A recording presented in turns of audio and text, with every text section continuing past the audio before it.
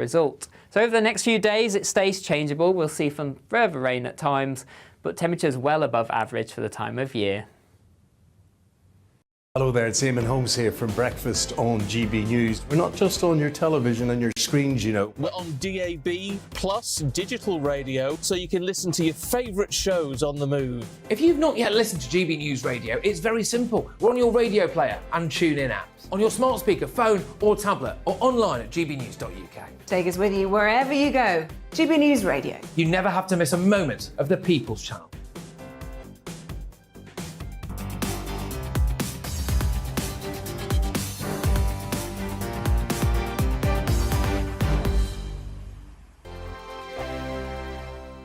Weekday afternoons on GB News, we've got the whole of the UK covered. From 12 to 3, it's GB News Day with me, Mark Longhurst. And me, Gloria Di Piero. You'll get the very latest on everything that's been going on across our great nation. And from 3 till 6, watch out for GB News Live with me, Patrick Christys. I'm not here to mess around with all the biggest topics and guests. You will always be up to date. GB News Day and GB News Live from 12 p.m. Only on GB News. The People's Channel, Britain's news channel. Hello there, it's Eamon Holmes here from Breakfast on GB News. We're not just on your television and your screens, you know. We're on DAB plus digital radio, so you can listen to your favourite shows on the move. If you've not yet listened to GB News Radio, it's very simple. We're on your radio player and TuneIn apps, on your smart speaker, phone or tablet, or online at gbnews.uk. Take us with you wherever you go. GB News Radio. You never have to miss a moment of the People's Channel. Join my show Farage, 7 p.m. till 8 p.m. Monday through Thursday, and there you will get opinion, analysis, debate, and I'll cover stories that nobody else dares to touch. You've been cancelled. Join the club.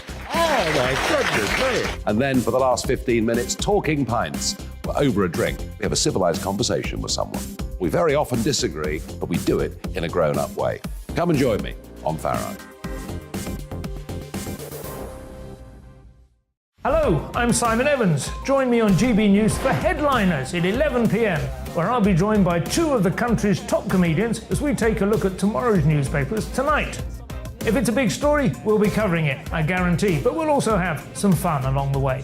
That's GB News Headliners at 11 p.m. We won't put you to sleep, unlike some of the other paper review shows out there. So join us, 11 p.m, 7 nights a week.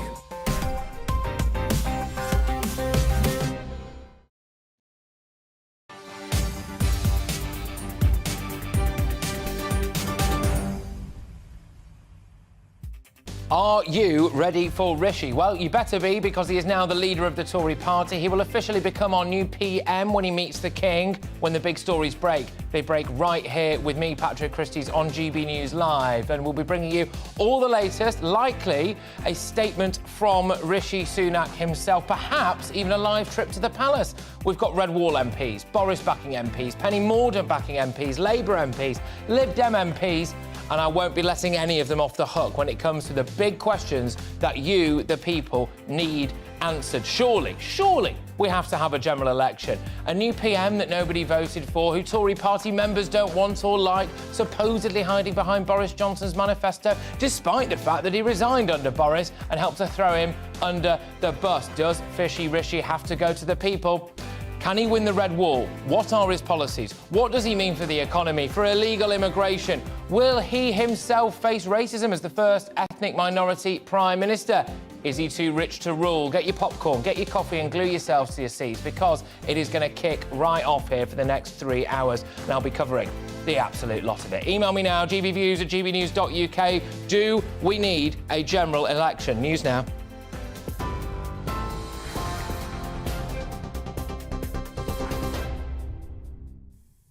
Thank you, Patrick. Good afternoon. 1 minute past 3. I'm Tatiana Sanchez in the GB newsroom.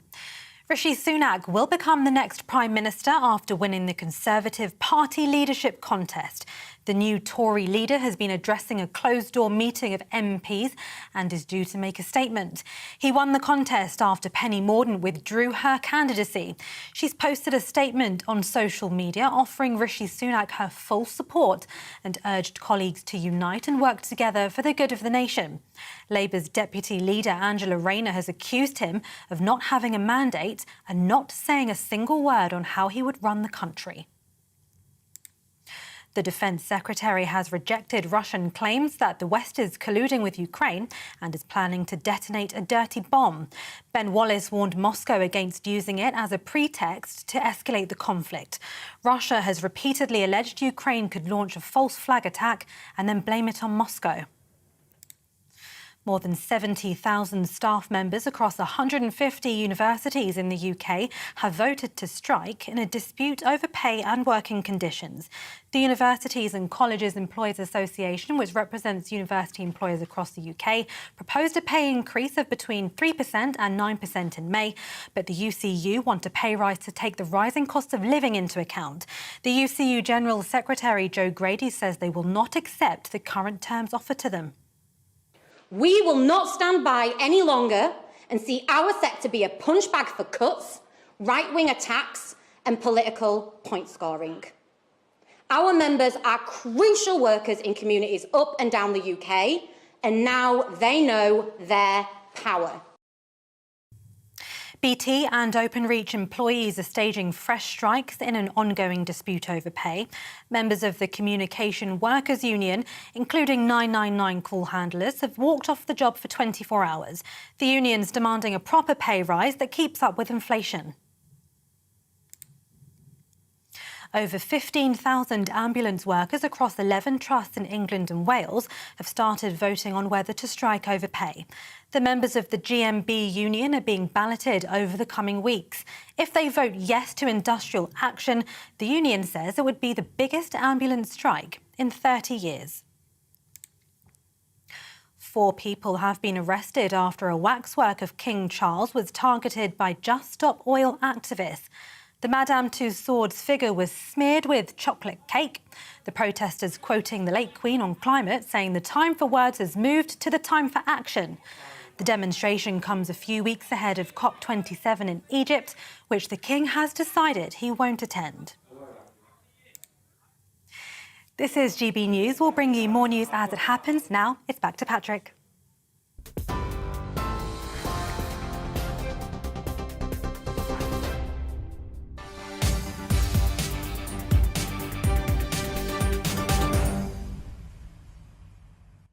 Here we go. Rishi Sunak it is. He is Tory leader, soon to be Prime Minister, but I'm nailing my colours to the mast immediately. I think this is wholly undemocratic. Nobody voted for Rishi. In fact, Tory party members actually voted against him. He helped throw Boris Johnson under the bus. He's our youngest Prime Minister, or soon will be anyway. He's only been around the Commons for about 6 years, so he's greener than a summer lawn. There has to be a general election, doesn't there? Maybe I'm wrong. Get in touch. We live in a democracy, and what's happening now does not appear to be massively democratic. GB Views at gbnews.uk. They got rid of Boris over morals. They sacked Truss because she'd have lost the election. Where is the morality in keeping Rishi in? Because if there was a vote, he would lose. Can Rishi win the Red Wall? Is he too rich to rule? Is it significant that he's the first ethnic minority Prime Minister? Can the Conservative Party unite behind him? There is so much to get stuck into today, people. I've got Red Wall MPs, Brexiteers, Labour MPs, Lib Dems, a lot of them. You can't move for them on today's show. But I have to hear from you on those questions above. We are the People's Channel, and as yet, the people haven't chosen our new leader. General election, anyone? GB Views at gbnews.uk. Get them flying in. But now it's time for Darren McCaffrey, our political editor, stomping the pavement outside Downing Street. Darren, another big day. Yeah, really big day. Here we are on the verge of our third Prime Minister, Patrick, in the space of 2 months. Quite incredible, isn't it? Rishi Sunak will move into Downing Street, we think, on the current timetable, tomorrow, not this afternoon. The King is currently travelling back from Sandringham to Buckingham Palace, but we believe there are no plans for him to meet either Liz Truss or Rishi Sunak today. The latest we're hearing, not confirmed, and negotiations are continuing, is that we're expecting the transition to happen after Liz Truss's final cabinet meeting tomorrow morning. So the thought process is, Patrick, that this will all happen, i.e. Rishi Sunak, the new Conservative leader, will become the new Prime Minister tomorrow mid-morning. He has just been addressing Conservative MPs, though, in the House of Commons, in which he said that we have one chance to unite or die. He said that this was an existential threat to the Conservative Party, that they needed to get this right, they didn't have another chance at it, that he is keen to form a broad government, and there's been much discussion about who could be in and outside that cabinet, a sense that he is going to have to include many of those politicians who frankly do not want to see him as Prime Minister, those that supported Boris Johnson, people maybe like James Cleverly, the current Foreign Secretary. Could, for example, Jacob Rees-Mogg also still have a position in the Cabinet? I suspect that may well be the case. And he said, well, he could see the attraction of Liz Truss's message on growth and low taxes, that it needed to be credible. And his argument is that, of course, they need to make some very difficult decisions in the weeks and months to come. We're still expecting that midterm fiscal event from Jeremy Hunt, who will probably remain as Chancellor maybe next Monday, though it could get shifted back a little bit. But yes, we are here in this historic moment. It's the first time since 1868 that we've had 3 Prime Ministers in 1 year, but this is the first time we will have had a non-white Prime Minister to lead the country, the youngest Prime Minister, as you say, in just over 200 years, and potentially the wealthiest ever Prime Minister. We've broken a lot of history records, Patrick, haven't we, in the last couple of weeks? We have. It looks like probably tomorrow we will do it all over again. Yeah, we have. Darren, thank you very much. I believe that you should be stood in front of a revolving door there, really. Darren McCaffrey, our political editor. Throughout the course of this show, we are the People's Channel. I want to hear from you, the people. We do news a bit differently here at GB News, and I'm certainly not sorry for that. But how do you, as the people, feel that the people have not had a say on our new Prime Minister? OK, it's easy to say, well, Liz Truss didn't face an election. No, but at least Tory party members had a say on it. Nobody has had a say on Rishi Sunak, apart from, you could argue, those Tory party members who said, jog on, Rishi, we don't fancy you. Is it general election time? GB Views at gbnews.uk. Loads of massive questions coming in. I'm going to put some of them right now to former Conservative Cabinet Minister Theresa Villiers, who backed Rishi Sunak. Thank you very much. Great to have you on the show. Right at the top of the show, which is, of course, exactly where someone of your stature and prominence belongs. Rishi Sunak has got to go to the public, hasn't he? Because at the moment, he's got no mandate. The Conservatives have the mandate. We won a decisive general election victory in 2019, and we have a parliamentary system. So we have a workable majority, a substantial one. That gives Rishi Sunak the mandate. Only if he sticks to Boris Johnson's manifesto. An early general election is the last thing we need. Just quickly, so Rishi Sunak will be sticking exactly to the letter to Boris Johnson's manifesto, will he? Because that was the manifesto that won you an election. Yeah, his key focus is going to be delivering on that manifesto. I mean, in these hugely difficult economic circumstances, you know, there may be aspects of it that get tweaked, but that is the fundamental part of his programme, the 2019 manifesto on which we were all elected and we got that mandate. Do you think it's going to be tricky for the Conservative Party to show unity? The ERG, some would say, towards the soul of that Conservative Party, your right-wing Brexiteers, well, they didn't actually back him, did they? So is the Conservative Party now soulless?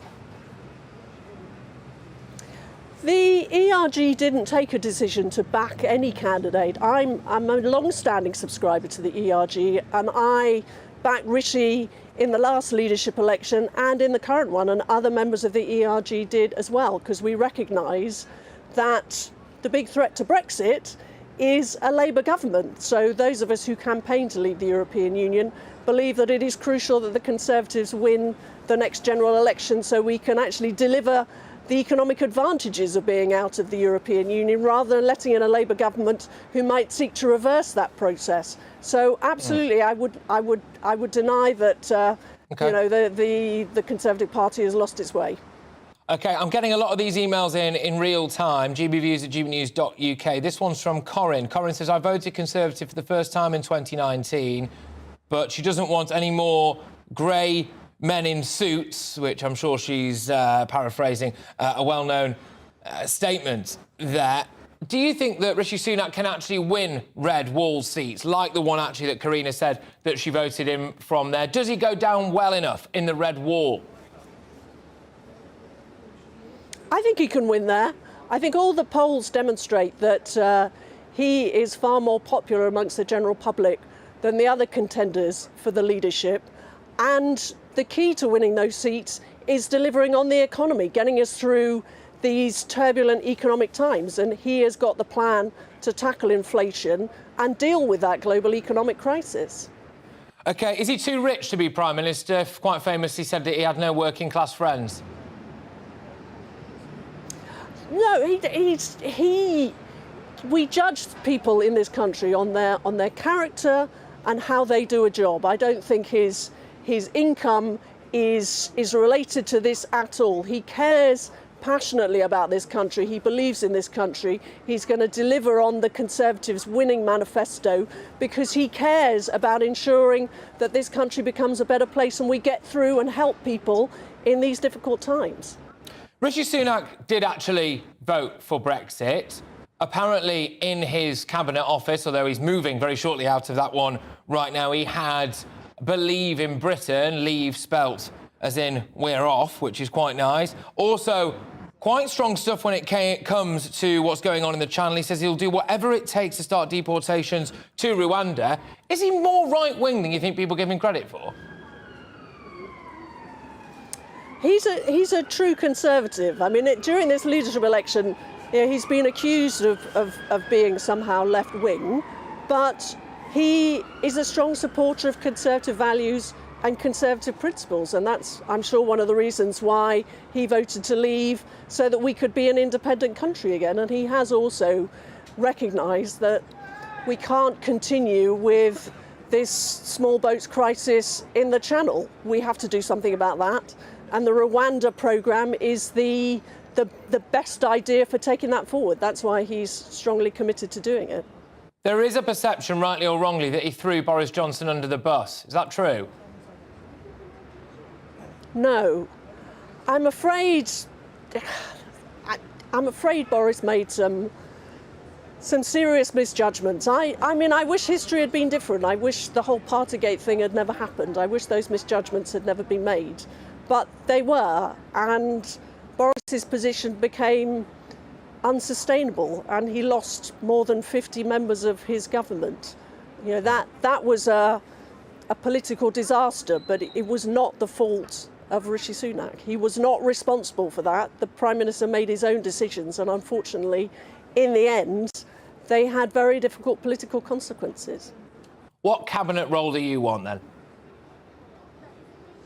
I would be delighted to be asked to return to government, but I think there will be many people competing for that, so I won't be hovering by my phone. Well, I suspect the phone might go off at some point rather soon, actually. You might have to be checking that in a second when I do finally let you get going, I'm afraid. But just quickly, would you like to see people staying in post? I mean, there is the problem, of course, isn't there, that Jeremy Hunt and Graham Shapps have only just got there. So do they stick around a little bit, or does he just go for a whole, and I hate myself for saying this, reshuffle, which apparently is the word on Twitter now? I think it is. Well, what Rishi has said very clearly is that he wants a government that represents all strands of thinking within the Conservatives. He wants to bring us together, unite us as a party, and part of that is making sure that all those traditions are represented at the top table. I'm afraid that was probably one of the mistakes Liz Truss made, to really focus very strongly on just the people who had backed her. So there may well be people who are in post at the moment that stay in post, and of course some continuity after weeks of turbulence and shuffling. I think there is a lot to be said for that, and I'm sure Rishi will take that fact very seriously when he decides who to appoint. Very lastly, Theresa, sorry, I know you've been sticking around a while here, but just very lastly, I want to put something to you that's come in here, which is to sack Boris Johnson because of morals, all right. To sack Truss because she'd have lost an election in massive numbers, all right. But where's the morality in not having Rishi go to the polls, because if he did right now, he'd lose? We have a parliamentary system, and a parliamentary system depends on the mandate a party receives at the general election. We've got a workable majority. The last thing we need when we're trying to fix the economy is more weeks and instability, more of uncertainty caused by a general election.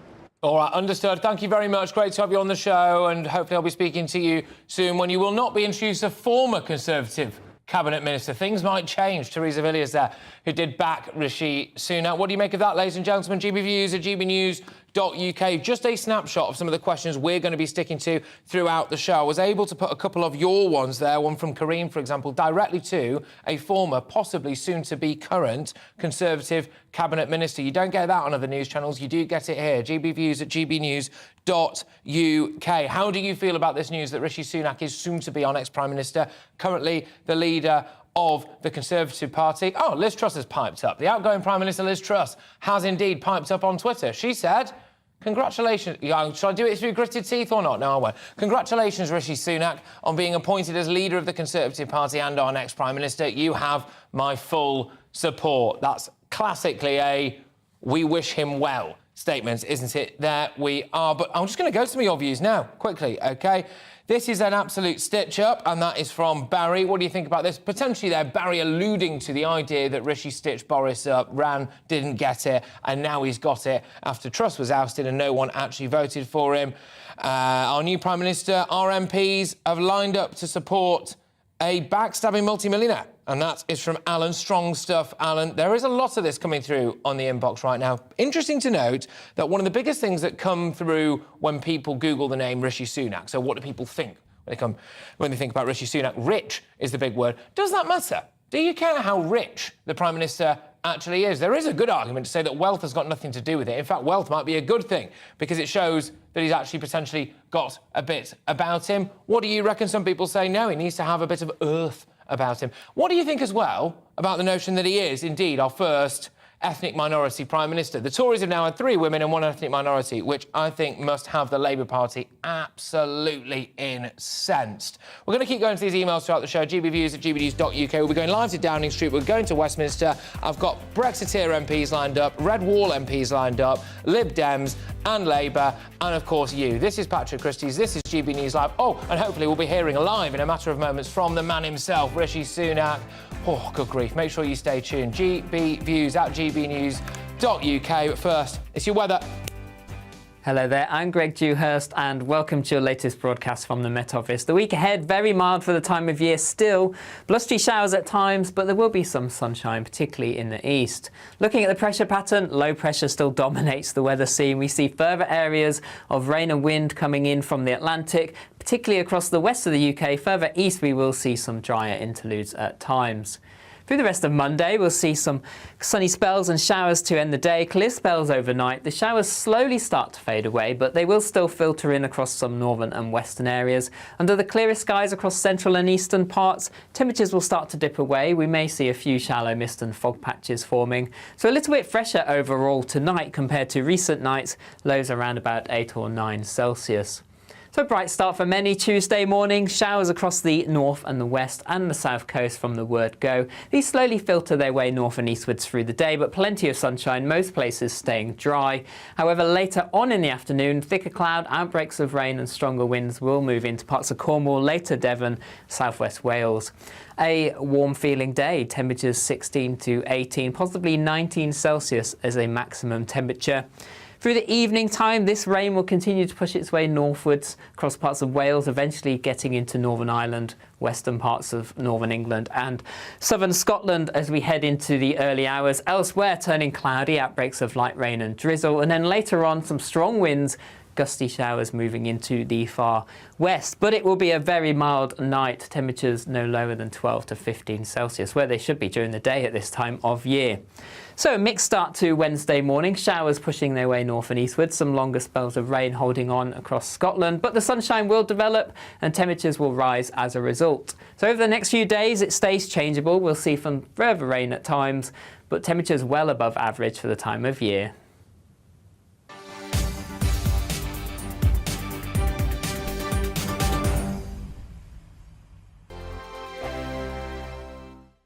Weekday afternoons on GB News, we've got the whole of the UK covered. From 12 to 3, it's GB News Day with me, Mark Longhurst. And me, Gloria Di Piero. You'll get the very latest on everything that's been going on across our great nation. And from 3 till 6, watch out for GB News Live with me, Patrick Christys. I'm not here to mess around with all the biggest topics and guests. You will always be up to date. GB News Day and GB News Live from 12 p.m. Only on GB News. The People's Channel, Britain's news channel. Hello there, it's Eamon Holmes here from Breakfast on GB News. We're not just on your television and your screens, you know. We're on DAB plus digital radio, so you can listen to your favourite shows on the move. If you've not yet listened to GB News Radio, it's very simple. We're on your radio player and tune-in apps, on your smart speaker, phone or tablet, or online at gbnews.uk. Take us with you wherever you go. GB News Radio. You never have to miss a moment of the People's Channel. Join my show Farage, 7 p.m. till 8 p.m. Monday through Thursday, and there you will get opinion, analysis, debate, and I'll cover stories that nobody else dares to touch. You've been cancelled. Join the club. Oh my goodness me. And then for the last 15 minutes, talking pints. We're over a drink. We have a civilised conversation with someone. We very often disagree, but we do it in a grown-up way. Come and join me on Farage. Hello, I'm Simon Evans. Join me on GB News for Headliners at 11 p.m, where I'll be joined by two of the country's top comedians as we take a look at tomorrow's newspapers tonight. If it's a big story, we'll be covering it, I guarantee, but we'll also have some fun along the way. That's GB News Headliners at 11 p.m. We won't put you to sleep, unlike some of the other paper review shows out there. So join us, 11 p.m, 7 nights a week. Hi there, it's Stephen and Anne. At breakfast from 6 a.m, you'll always be caught up with everything you need to know, the latest headlines, opinions and debates. We'll bring you the good news and the bad, but most of all, we're here for you. Remember, send in your views and let us know what you would like us to talk about. That's because we're your news channel. And every morning at 6 a.m, it's breakfast on GB News. I'm Dan Wootton. Join me Monday to Thursday from 9 to 11 for the feistiest and most fun news debate on TV, where free speech reigns. I'll bring you a sharp take on the day's biggest stories, bombshell newsmaker interviews, and A-list guests. And I guarantee you, no spin, no bias, no censorship, and no reason to go to bed. That's Dan Wootton tonight, Monday to Thursdays from 9 on GB News.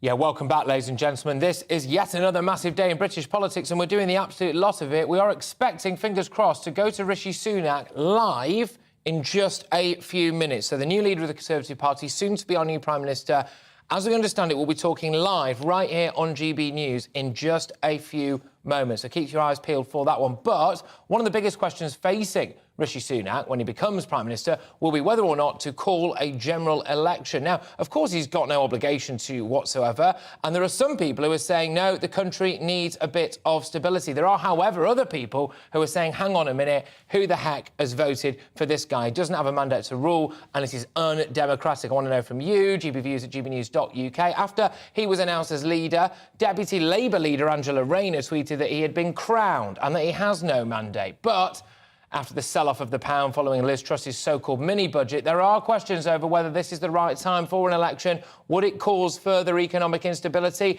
Interesting to note as well that a lot of you who are getting in touch who are members of the Conservative Party or Tory voters are saying, I don't want an election now because I think Labour would win. Is that a good enough reason not to have a general election? GBViews at gbnews.uk. But joining me now to discuss this is the journalist Angela Epstein, who doesn't believe now is the time for a general election, and Khalid Mahmood, Labour MP for Birmingham, Perry Barr, who thinks, shock horror, that now is the time for a general election. I will start with you, Angela. Why should the public not get a vote on who our Prime Minister is? Well, the public don't generally get a vote on who the Prime Minister is. You vote locally for your local MP. And there's an irony here, just on a personal note. I'm sort of coming to you from Bury South, where I voted for the Tory MP Christian Wakeford, and he then crossed the floor to Labour. So I voted Tory and got Labour. Now that's an outrage because I was specifically voting for the man, and I didn't get what I wanted because he chose to sort of, you know, to leave the voters behind that had put their trust in him. It's quite different when you vote also for the party, because you're not voting, there isn't a name name on the ballot box that says Prime Minister. So, if anything, Rishi Sunak doesn't have the mandate, yes, from that respect. Boris did, which is why I was hoping that he would stay. But look, we are where we are. We need a period of time when we have a man who certainly his CV suggests he can restore market confidence, political stability, a period of calm. Presumably with the general election, Parliament has to be dissolved, you suspend business. Do we want more of that? Well, that is the argument, isn't it? Angela, that is the argument, and it's that argument I'm going to put to Khalid Mahmood now, Labour MP for Birmingham, Perry Barr. Khalid, if you look at it in that sense, does this country now really need... We've got him twice. Does this country now really need a general election? It would cause massive economic instability and disruption. Look, I don't think you will cause a huge economic disruption. The country will be deciding, the markets would know that it's deciding he wants to move forward and he wants to have a clear mandate and a clear manifesto to run on. You can't have now the second Prime Minister without an election. And this time, he didn't even need to go to his Conservative Party members. So there's actually no engagement with the people at all. And this is not how we run our democracy. Of course, the system we have allows at least one change to take place, fine. But we have to then... OK, all right, Khalid, I'll just stop you. Khalid, I'm sorry about this. I'll just stop you there because the connection's not great. The connection's not great, so I'll go back to you, Khalid. Khalid, I'll have to go back to you, I'm afraid. The connection's a bit dodgy. Right, I'll go over to Angela Epstein, who I believe is still with us. Angela, look, I'll put those points to you, which is that it doesn't take a genius to work out that actually if the public don't get a say on this, the public, I think potentially also the Conservative Party public, think that he threw Boris Johnson under the bus a bit. Fishy Rishi is a name that's been bandied about quite a lot. And not even Tory party members got a vote this time. The last time they did get a vote on him, they voted to not have him anywhere near Downing Street. I mean, it is looking a bit like a coup. Well, I agree with you, and I'm by no means an apologist for Rishi Sunak. I'm absolutely not a supporter of his. I think he was highly duplicitous and triggered off this whole vaudeville show that played out afterwards. But look, looking at it from our end of the phone as members of the beleaguered members of the public, winter health crisis, cost of living crisis. OK, I'm very sorry, Angela. I'm very sorry. It's one of those news days, I'm afraid. I've got to go right now to Olivia Utley, who is our political correspondent, who's in Westminster. Olivia, I believe we are going now, anyway, to Olivia Utley, who is in Westminster for us to see what the very latest going on is. If you are just joining us, of course, Rishi Sunak is going to be the Prime Minister. He will have to go to meet the King. Olivia, what's the latest, please? Well, Rishi Sunak is set to be our new Prime Minister probably tomorrow, it looks like, rather than today. King's coming back to London this evening. Obviously, Rishi Sunak has a very, very difficult task on his hands. He's got the fiscal statement is due next Monday. He's going to have a big decision there over whether to stick with all of the measures that Jeremy Hunt was intending to impose. That would include huge tax rises and swinging tax public service cuts across the whole of Westminster and beyond, really. So he's going to have a big, big decision to make there. He's also got a bit of a problem, possibly, in terms of party unity. This morning, it very much felt as though Conservative MPs were, at the prospect of electoral oblivion, had decided to put their weight behind one candidate and to show themselves to be united. But I think it's quite possible that that unity is pretty thin. We've seen this morning some big Conservative hitters on the sort of libertarian Trussite wing of the party, suggesting that Rishi Sunak is by nature a tax cutter and a Thatcherite, which is all very well. But then you've also got sort of small C Conservatives who aren't too worried about tax cuts and are more interested in keeping our institutions going, saying that Rishi Sunak's the Chancellor who delivered furlough, etc. So he's going to have got to tie together two pretty different positions. He's got a coalition of MPs going, but it feels like support might be very broad and quite thin. Absolutely. I just want to come in now because just next to you, our viewers will be able to see what is happening outside CCHQ, the Conservative Party headquarters, as people are gathering. We are expecting, ladies and gentlemen, Rishi Sunak to deliver a speech from just at the foot of those very steps there in a matter of minutes. So I just wanted to explain what was going on there. We are going to be hearing from the new Conservative Party leader, soon to be the new Prime Minister, in a matter of moments, right here live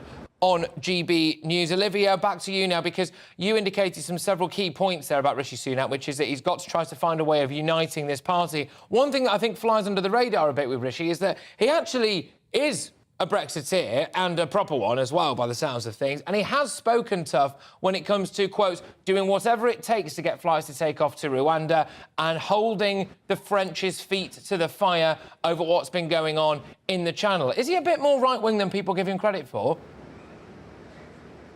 Yeah, I think he is more right-wing than people give him credit for. My colleague Tom Harwood was saying earlier how strange it is that Boris Johnson, who's a tax-raising, net-zero-obsessed sort of politician, has managed to garner the support of the right of the party, while Rishi Sunak, who, let's remember, was apparently the only person in cabinet who opposed lockdown that third time, the second and the third time, also has spoken very keenly about the Rwanda programme and about stopping the small boats coming over. I think he is quite right-wing by nature, but he's also got a lot of other things to contend with here, and he has shown himself as well at the same time to be quite interested in imposing the full power of the state when needs be. Of course, he imposed furlough. He introduced the Eat Out to Help Out programme. So it's quite difficult to see exactly what his politics are. But Patrick, I do think you're right. I think he is perhaps more right-wing than he's often sort of given credit for by the right of the party, who up until, you could say, today, haven't quite trusted him. Yeah, well, that's the problem, isn't it? Potentially trust. Rightly or wrongly, there is a perception, this fishy Rishi aroma, which is that he may or may not have thrown Boris Johnson under the bus, that he may or may not be an incredibly driven, self-focused chap who has now finally got what he wanted to get into Downing Street. But having said that, aren't they all like that? Because you don't just wander into Downing Street. One thing I want to bring to you as we await, in a matter of moments, ladies and gentlemen, our soon-to-be new Prime Minister speaking live here on GB News from outside CCHQ. Olivia, a point that I want to put to you, which is is it significant in any way, shape or form that he's our first ethnic minority Prime Minister?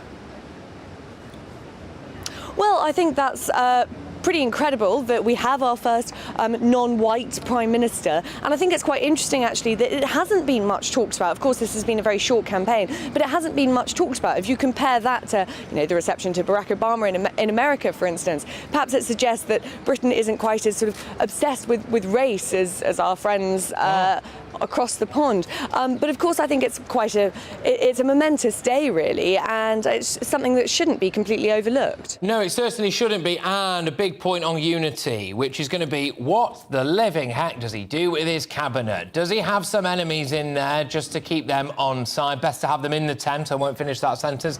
Also, as well, of course, does he have some Boris backers? Does he have some Mordaunt backers? Does he try to unite the party in that way? How many Brexiteers does Jeremy Hunt stay on as Chancellor? All of these questions. It's going to be exciting to see how he compiles his cabinet, Olivia. Yes, well, I've heard that he said that he's going to have people from every faction of the party in his cabinet. And I think it's worth saying that we're seeing a very different Rishi Sunak to the one that we saw over the summer. Over the summer, he was criticised for talking over Liz Truss, for seeming a bit full of himself, for his extremely slick, possibly over-slick campaigning. This time we're seeing a much lower key Rishi Sunak. We've seen him, his statement wasn't a video, it was just, this is what I'm going to do, when he put his name forward. And now when he was speaking to MPs, I hear that he was thanking everyone. He was very gracious. He thanked Boris Johnson, he thanked Liz Truss, and then he said that he wants a cabinet of all sorts of different people. So I think we might be seeing a Rishi Sunak who's learned some important lessons over the summer and could be a very different Prime Minister to the one we would have seen had he won back in September. Yeah, indeed. One of the questions is always going to be hanging over Rishi Sunak's head is whether or not he should be called Richie Sunak, because is he too rich to be a ruler? We're getting some movement outside Conservative Party HQ now, by the way. It does look as though it won't be long before we are hearing from Rishi Sunak live here on GB News. But just before that, Olivia, the question...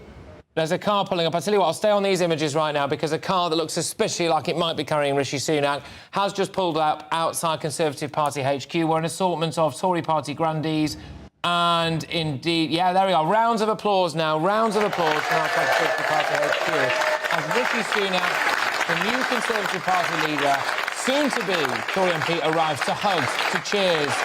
He's being greeted by all the Tory faithful. We're going to be hearing from him in a matter of seconds. Hugs galore, isn't it? Gosh. Amazing. None of those people, as yet, at least have knives in their hands. They can stick one in his back in a few months' time. Rishi now walking up those stairs outside the back of Conservative Party HQ. This does really feel like a coronation, doesn't it? He is being crowned significantly, Rishi Sunak. Quite a diminutive figure, but with a massive, massive job on his hands. Will the Conservative Party unite behind Rishi? It certainly looks that way, although, of course, it would just about now, wouldn't it? Being led up to the top of the stairs, we're expected to hear from him. And he's got a lot that he needs to tell us right now. When will he be going to the King? When will he officially become our Prime Minister?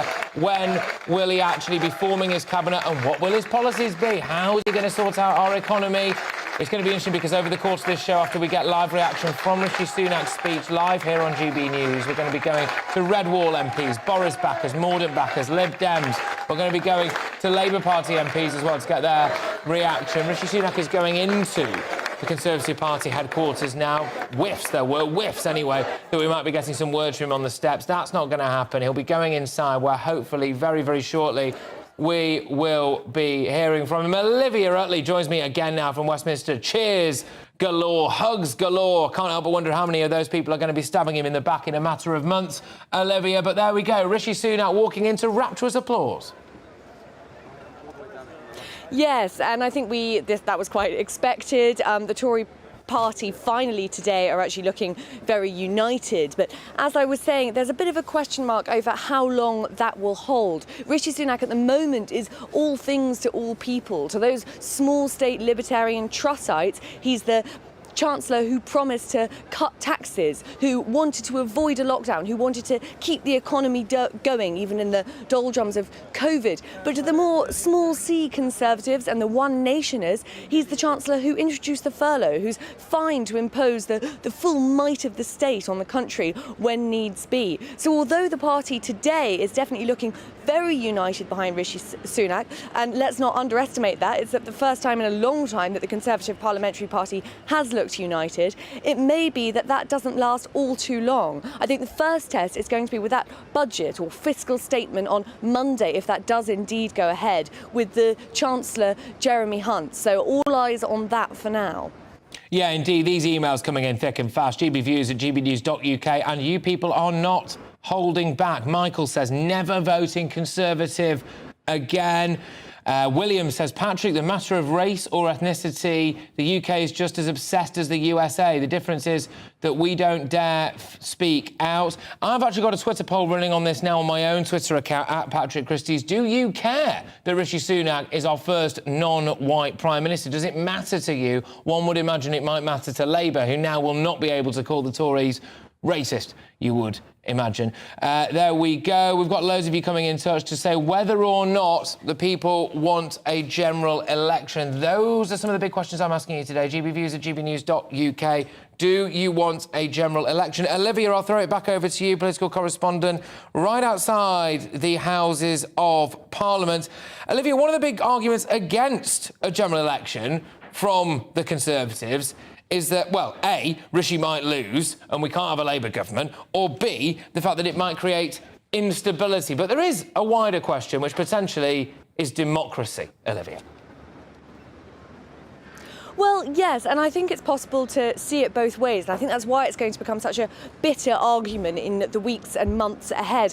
On the Conservative side, it could be argued that there was a general election 3 years ago and the Conservatives delivered a 80-seat majority. That is an enormous majority. And yes, in some ways, times have changed a lot. We've had COVID, we've had the Russian invasion, we've had 2 new prime ministers. But they could say that if they stick to their 2019 manifesto, and let's not forget that Rishi Sunak was in Boris Johnson's cabinet very early on and was a key player in that, then they still have the mandate. And going back to the country every couple of years isn't something that is in Britain's history. On the other hand, the Labour argument is that the Conservatives have now changed Prime Minister not once but twice. And although we don't have a presidential system, although Brits don't elect in a Prime Minister, So it could be said that the Conservative Party is still in government. The Conservative Party was who was elected in 2019.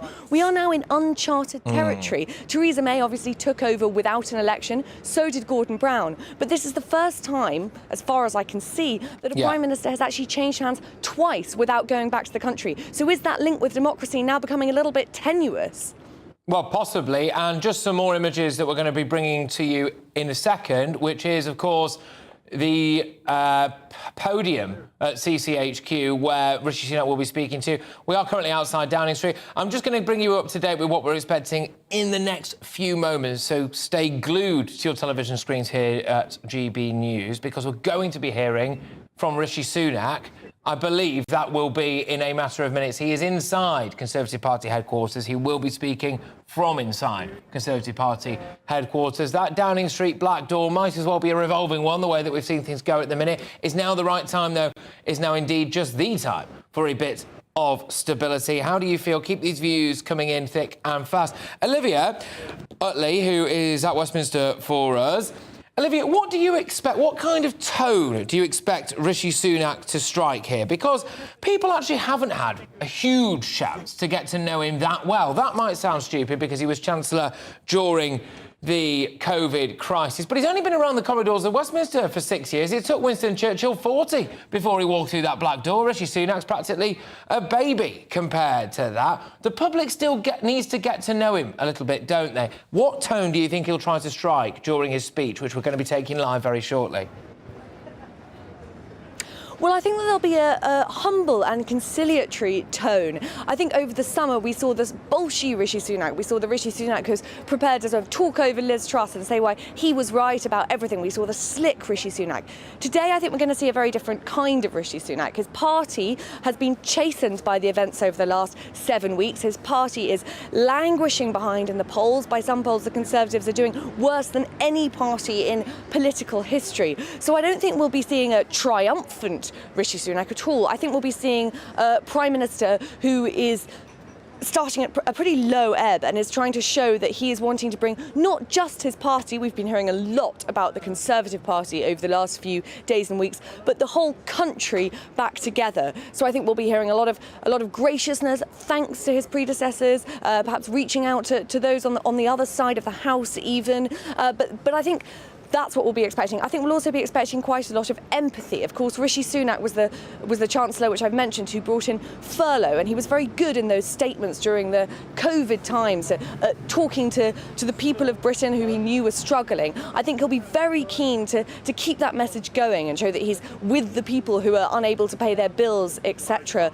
this winter. I think he'll be particularly aware of that because obviously Rishi Sunak is one of the richest Prime Ministers who we will ever have had and has been in trouble before for his wife's tax arrangements. Well, yes. And Olivia as well, very quickly on this. The Privileges Committee, I mean, Boris Johnson fell foul over Partygate. I know, before people start throwing things at their television screens, I don't want to dwell on Partygate. I don't think it should have been a thing to begin with, personally, but there we are.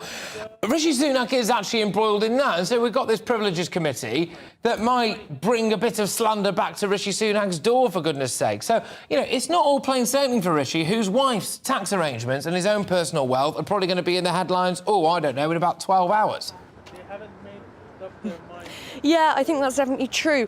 As for Partygate, it always felt in Westminster, I'm not sure if this was the same sort of outside the bubble, but from inside it very much felt as though Boris Johnson was fined, and what he was fined for felt as though it was sort of in his nature. One could imagine Boris Johnson partying in Downing Street fairly or unfairly and chatting to his aides and having a bit of cake and having a glass of wine perhaps.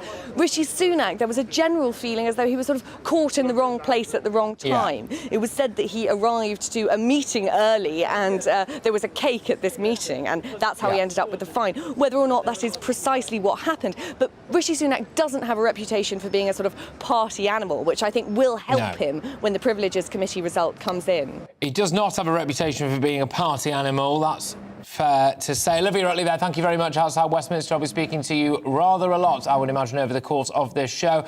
If you're just joining us, where have you been? Because Rishi Sunak is set to be our new Prime Minister. He's just arrived at Conservative Party headquarters, where in just a couple of minutes' time, we will be going live to hear him talk. We've got Brian has been on GBViews at gbnews.uk. One of my overarching questions here today, ladies and gentlemen, is do we need to have a general election? And do we need to have it quick? Patrick, all those people crying out for a general election should be careful what they wish for. Yes, lots of this coming in. No, we can't have a general election because that would mean a Labour government. Alison has been on to say, Fishy Rishi won't last 2 minutes. Good grief, there's a lot of this coming in. But I must say, there are now people getting in touch with me as well to say that they think the right guy is in post and they want a bit of stability. So a range of views here, and I'm going to bring in Paul Baines, who's a professor of political marketing at the University of Leicester, focusing on voting trends and attitudes. Lots, then, for us to get stuck into, Paul. First things first, how does Rishi Sunak do against Keir Starmer when it comes to popularity? Because that's really the big question, isn't it? Well, he's a bit less unpopular than Keir Starmer, so his net favourability is about, according to a poll this morning, about -28, and Starmer's is about -12. So he's a little bit more unpopular than Starmer. You've hit the nail on the head there, Paul, by saying he's a little bit less unpopular. So they're both pretty unpopular, which feeds into my next question perfectly, which is that actually maybe it's time for a new party, or even, dare I say it, potentially a new electoral system. What are the trends like towards that? I imagine they've gone up recently. Well, interestingly enough, you would have expected the Lib Dems to come through the middle in all this, but they haven't. And nor have others really come through and rose to the fore either. So I think, but it's very difficult to launch a new party in the British electoral system. And so I can't see that happening anytime soon. OK, do people want a general election at the moment? I am struggling to find the case for why people shouldn't, other than the fact that maybe they're Tories who don't want a Labour government. Fair enough, I can understand that. Or people who go, well, we've had a lot of instability. But there is a democratic argument here. Nobody, not even Tory party members, have voted for Rishi Sunak. And in fact, actually, most Tory party members voted against him. Well, we call it motivated reasoning. And if you're Conservative, you probably don't want an election. If you're Labour, you do want an election. And probably if you're Lib Dem and others, and Scottish National, you'll definitely want a general election. But actually, replacement of prime ministers without general elections is typically what happens. It's the common form of changes of prime ministers over the last 100 years or so. OK, what does Rishi Sunak have to do to be popular? That might sound like a broad question, but he's got a lot of making up to do because he's rich, very rich. Now, I don't think that should matter, but the fact is it does. There are question marks as to whether or not he will face any racism. Again, I'm not necessarily sure that many people will walk into a ballot box in this country and just deliberately not vote for an ethnic minority, but I could be wrong about that. I don't think that's Britain, though, personally. I don't think many people care what colour our Prime Minister is or even what gender he is. He is not from, really, the north of England, although his seat is up there, so the red wall comes into question again there. And his party isn't particularly united. Are there any key words or key phrases that he can hit in this speech to see him go, boop, right up the polls? Well, I don't know about... I don't think that'll happen so quickly. It won't happen immediately. He's got to win back trust, as you said. And not just with the electorate, but also with markets. So he's hampered in terms of what he can do. But I suspect he'll do something similar to what he would have done before if Boris hadn't been kicked out in the first place to kick all this off.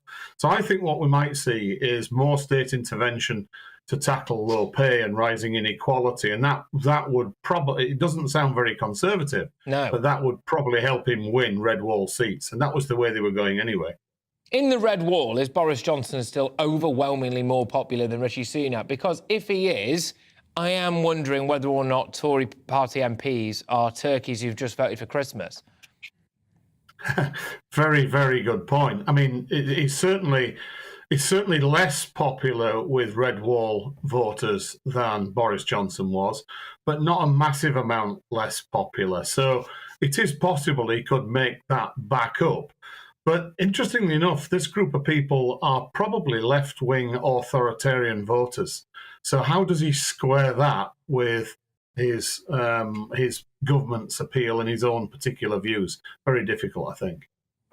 Do you think that there is a perception that Rishi Sunak is a posh banker in a suit surrounded by other posh banker types in suits, and that maybe the city boys are running the show, that we're being led through the nose by the markets? Well, I think it's true that we are being led through by the nose through the markets, but I think, you know, we've had posh folks run the country before. David Cameron, you know, Tony Blair even. So we've had that before. But I think certainly in Tony Blair's case, particularly, he was very good at sounding like a man of the people. And I think whilst that's not immediately the sort of thing you would think about when you think of Rishi, it may be that he can, with some training and some humility, which he does seem to be learning, it may be that he can turn himself into that type of politician.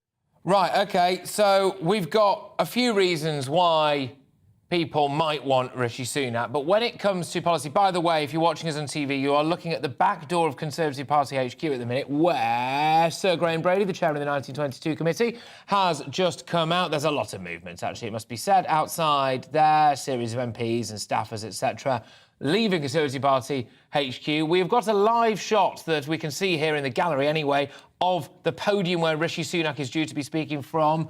So we will be bringing you Rishi Sunak in a matter of minutes. I do keep saying that to you, but it will be happening, people. It will be happening. But I'm going to throw it back over to you now, Paul, who is talking to us a little bit about trends in politics. And I can't help but feel, though, Paul, that one of the key things that Rishi Sunak needs to address soon is not actually the economy, although he does, but it's immigration, and it's illegal immigration. And do you think he can do that? Well, that might be one way in which he can appeal to this group of people that are in red wall seats. It's possible. He was certainly very pro the policies of the Johnson government, which were around reducing immigration by people to Rwanda and so on, which is deeply unpopular with Labour voters, but very popular with Conservative voters, including red wall voters. So that might work for him. How does that square with his own ethnicity? Probably, I don't think it makes much difference. The other thing I would say is that he may have an uptick in voter support from ethnic minority voters, so they may be more prepared to vote for him, perhaps, all right, Paul, than they would have been for somebody else. Paul, expertly done. Paul Baines there, of course, a political guru who's just joined us, but I'm now joined by Bob Seeley, Conservative MP, who was backing Penny Mordaunt. Yes, people, I was hoping that we'd get a Mordaunt backer very, very soon. Bob, thank you very much. Are you absolutely gutted? I'm sad that Penny didn't win. I think she would have made a great leader and a great Prime Minister. I think looking back, our best chance was probably this summer. But regardless of the fact that Penny sadly didn't make it, what we now need to do, and what's absolutely critical, is that we give Rishi our 100% support. We don't have the luxury of infighting, and anyone who does, frankly, I understand they that, need Bob, to move on. Can you tell me why you didn't want Rishi Sunak? It's not a negative choice. I loved Boris Johnson for the great victory that he did, that he won us at the last election. I have huge respect for Rishi for his role as a Chancellor, and actually as a colleague, I think he's a thoroughly good bloke. So it's not a question. For me, it hasn't been a question about who I dislike. Why? It's a question of who I like the most. Yeah. Well, why did you like Penny Mordaunt more? Because I think she had a lot of ministerial experience. She did 9 jobs across 8 government departments. She was at the cabinet at 3 different times. And I think her personal qualities, her likability, her ability to relate to people, her empathy, the fact that she has a really fascinating life story, like Rishi, I think all these things are really quite important. But a vote for Penny for me was not a vote against Rishi. And actually, I think Rishi and Penny, they're probably going to govern, they would have governed in quite a similar way. Both of them need to unite all the different voices within the Conservative Party and bring us all together. So it's not about locking out one group or another group. Penny would have done exactly what Rishi, I'm sure, is now going to do, which is to bring us together. Well, the main thing for you, obviously, Bob, and for the Conservative Party is party unity. Rishi Sunak, who we're going to be hearing from shortly, from the plinth that some people will be able to see if you're watching us on TV. Sorry, or can I stop you there, because Go on. Yeah, it isn't party unity. The most important thing for us is not party unity. What is It's leadership of our great nation. We're entrusted with that, and it's really important we get that right. The second point, just on that, the stuff that gets me out of... Is it not, sorry, Bob, but it's the most important thing, as I was coming on to, not actually democracy in the public. And absolutely nobody's voted for Rishi Sunak. Haven't you got to go to the polls? Well, the only people that voted for Boris Johnson were people in his constituency. The only people that vote for Rishi are in his constituency. We have a parliamentary system, which you can like or dislike, but the reality is that we were elected for a 5-year parliament, and we're not yet 3 years into that. So we've got a big mandate. The issue is we need to deliver on that mandate. And to answer this question, and indeed the previous one, the stuff that gets me out of bed in the mornings is working out how I can get a better deal for the good folks of the Isle of Wight. Be it building some various hospitals, be it Ride Pierhead, be it getting a special needs school for the Isle of Wight. Sorry about the moron behind me. No, that's fine, So Bob, that's the sort of stuff that really motivates me. Yeah, absolutely, So that's the sort of stuff that motivates me, and it's the stuff that motivates all my colleagues up and down the country. We want to come together under Rishi because we want that 5th term. We want to carry on representing the good folks of our various constituencies. Yeah. OK, now Rishi Sunak is a man with economic competence, it would appear, and when I say that I mean his own economic competence and background, but he's got a lot of questions to answer for, because a lot of people now, Bob, are looking at the economic mess that we're in right now and blaming Rishi Sunak for that. Is there any truth to that? Is that fair? I couldn't really hear the question because of the cretin over there. But what I think you said was about economic experience. The most important thing to have in politics actually is good judgment. So although Penny, for example, didn't have the economic experience of some, she had that quality of judgment. Kwasi Kwarteng had a lot of economic experience. Sadly, that didn't keep him in the job. Bob, just quickly so before... Just quickly, Bob. Sorry, before that cretin pipes up again. Is there any truth to the idea? Is there any truth to the idea that Rishi Sunak is partly responsible for the economic mess that we're in now because he was Chancellor during the pandemic? I'm sorry. I'm sorry. We had to do what we had to do during COVID, and what is firing up energy. Crisis in the energy markets, global inflation has been the war in Ukraine and the cutting of Russian gas supplies to Europe, which has shot up the energy prices. So what we're dealing with is a bunch of interlocked international crises.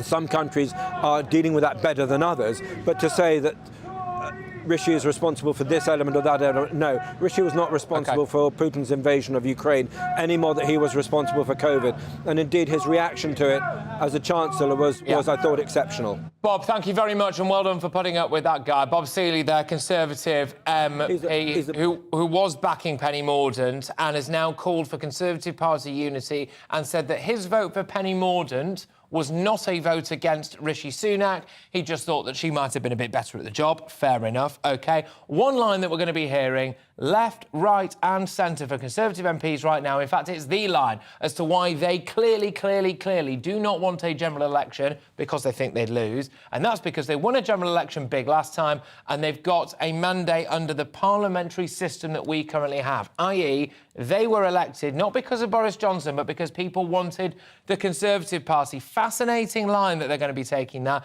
and you're going to be hearing a lot of it. What do you make of it? Do you think it's fair enough that the Conservative Party won the last general election and now they're saying the people didn't vote for Boris, they voted for the Tories, and so actually we can continue to crack on? Darren McCaffrey, our political editor, joins me now from Downing Street. Darren, what's the latest there as we wait with bated breath for Rishi Sunak to open his flipping mouth? Yeah, indeed. He's just about to address, isn't he, the nation from inside Conservative Party headquarters, not from outside Downing Street, because he's not yet Prime Minister. And the breaking news in the last couple of minutes is, Patrick, that this will not happen today. Downing Street in the last minute or so have confirmed that the transition, if you like, between Rishi Sunak and Liz Truss will not take place this afternoon or this evening. So no trips to Buckingham Palace for either Liz Truss or Rishi Sunak.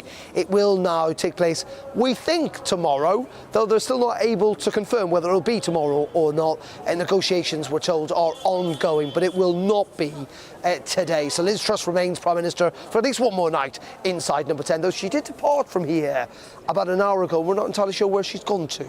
But we are waiting to hear from Rishi Sunak, as you say, and we're going to hear from him in the next couple of minutes. I suspect he will reiterate what we told MPs when he met them inside Parliament, at around 2:30 this afternoon, talking about how the Conservative Party needs to unite, that this is an existential moment for them, if you like, that they need to unite or die, and that he is keen to form a broad government of all the Conservative talents.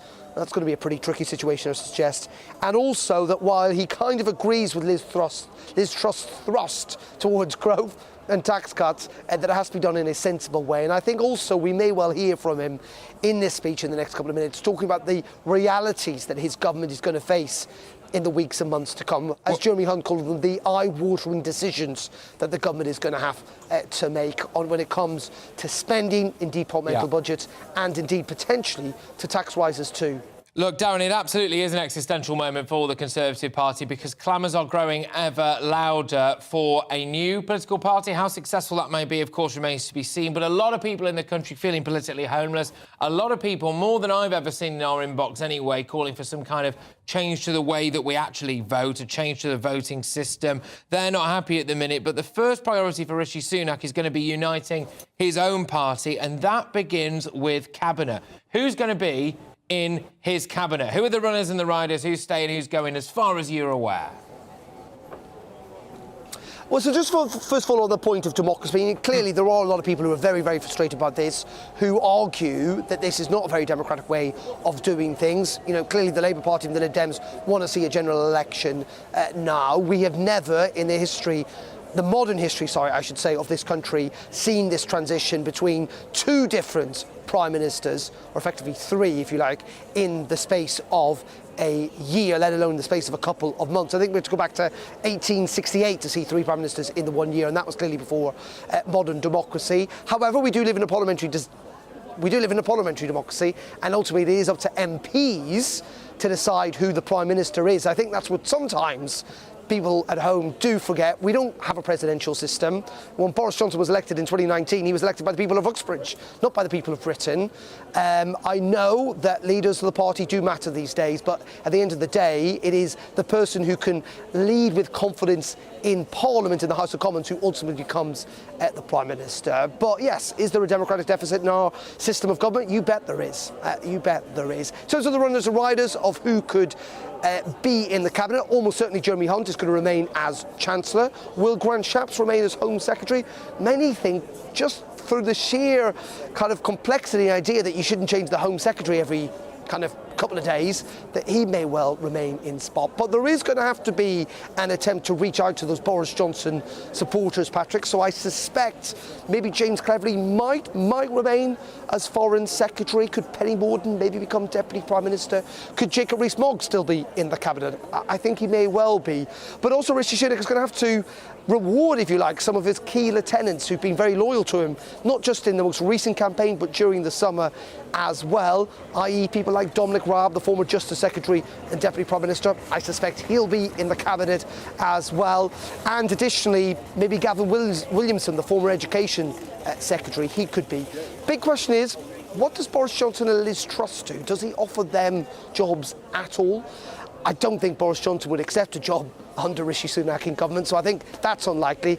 What would you do with Liz Truss? I'm not entirely sure. My hunch is that neither of them will serve under Rishi Sunak, but it will be fascinating and very, very tricky for him to get the cabinet right, and he really needs to do that because, frankly, it is one of the things that initially led to Liz Truss' downfall, was this sense that she was rewarding her friends rather than reaching out to all sections of the party.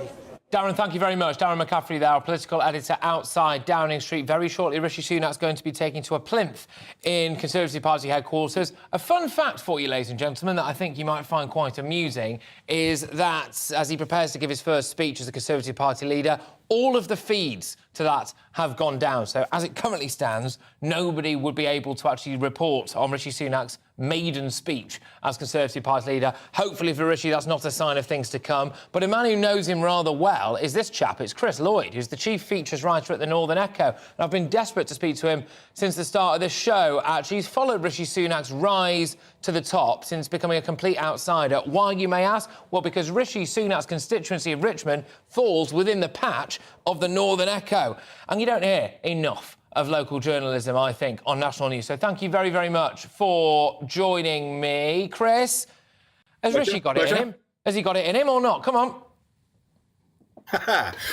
Yes, he is a very disciplined, very thin individual, but he's certainly really, really detailed. And I was just really taken in by the way he worked his constituency. He arrived in 2014, as you suggest, as a complete outsider in all sorts of ways, but he really managed to get under the skin of Richmond, which is a huge geographical constituency, very, very remote, full of lots of farmery types, so completely different from his own personal background. And yet, through hard work and real attention to detail, even understanding the intricacies of milk marketing and milk pricing, he managed to really win a sceptical constituency over within a couple of years.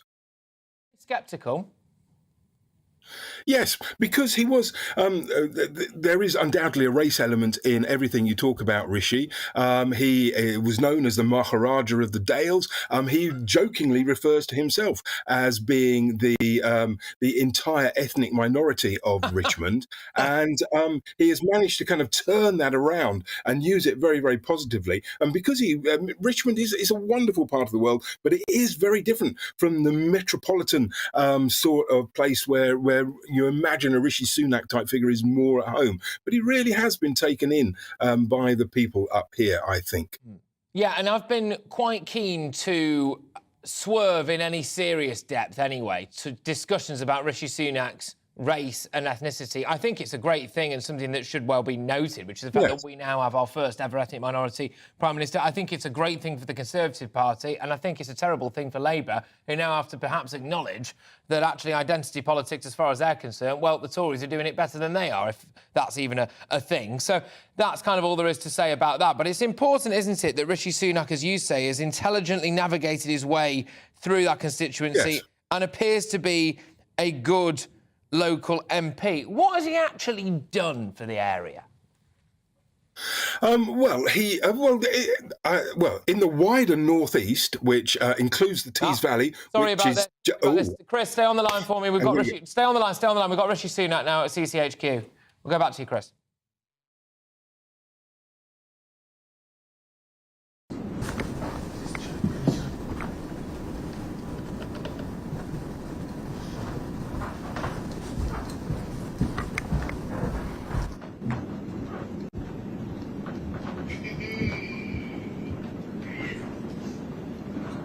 There appears to be no microphone working for Rishi Sunak at the minute. Bring Chris back in.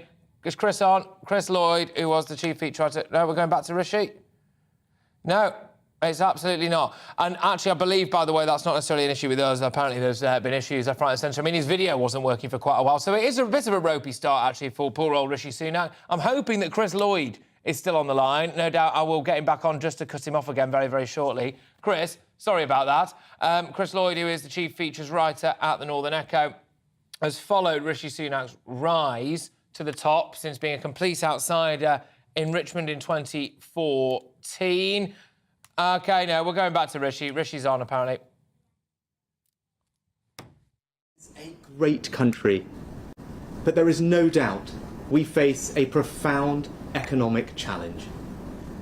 We now need stability and unity, and I will make it my utmost priority to bring our party and our country together, because that is the only way we will overcome the challenges we face and build a better more prosperous future for our children and our grandchildren. I pledge that I will deliver for the British people. Well, that was Rishi Sunak for a bit there anyway, pledging that he was going to try to unite to win over the British people. Make sure you get your views coming in. Do you think Rishi Sunak should go to the polls? Do you think Rishi Sunak deserves a bit of time?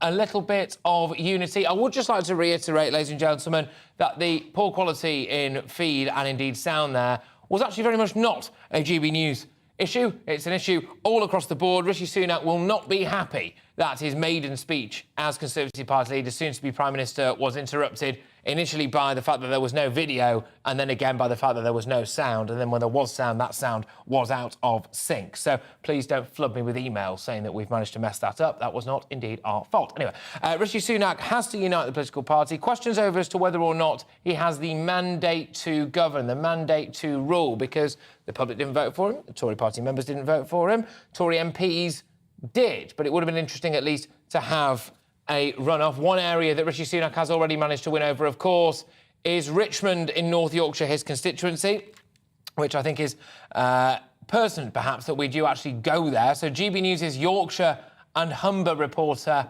Anna Riley has been in that particular constituency. I'm hoping that we're going to go to Anna Riley very, very shortly, who's been speaking to some of his constituents to get their views. So I understand that maybe we can go to Anna Riley now.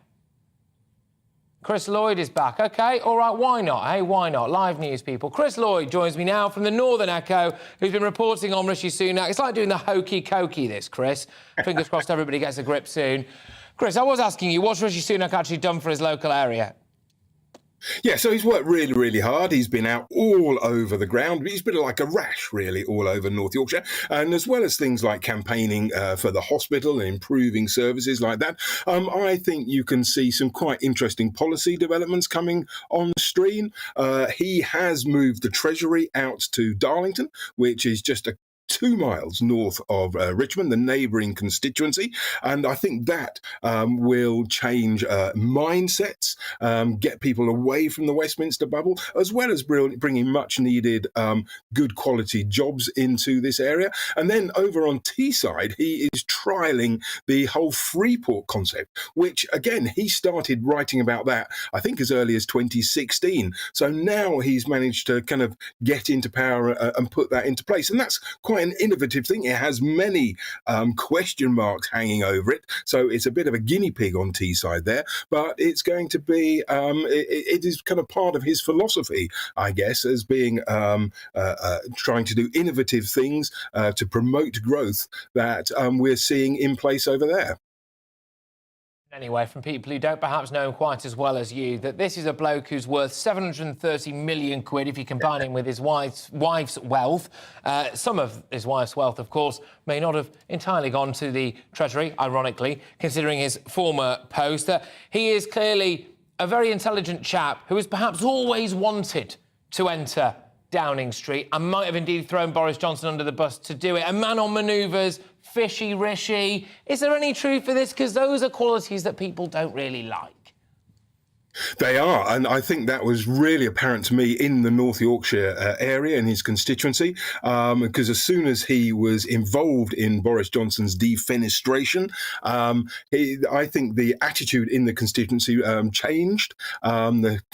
People had really fallen deeply in love with him and the way he was working the area, and it was almost as if the scales fell from their eyes, and they realised he wasn't quite this highfalutin Messiah type figure. He did have these typical politicians' tendencies to kind of scheme and perhaps even wield the knife. And so that kind of has shown another side to him, certainly a ruthless side to him. And it really was a ruthless side, because he has taken 2 big gambles, I think, in his political career. First of all, he came out very early on in favour of Brexit, and then he came out very early on in favour of Boris as well, being a leader. And so for him to turn on Boris was a really big move and showed his ruthlessness, I think.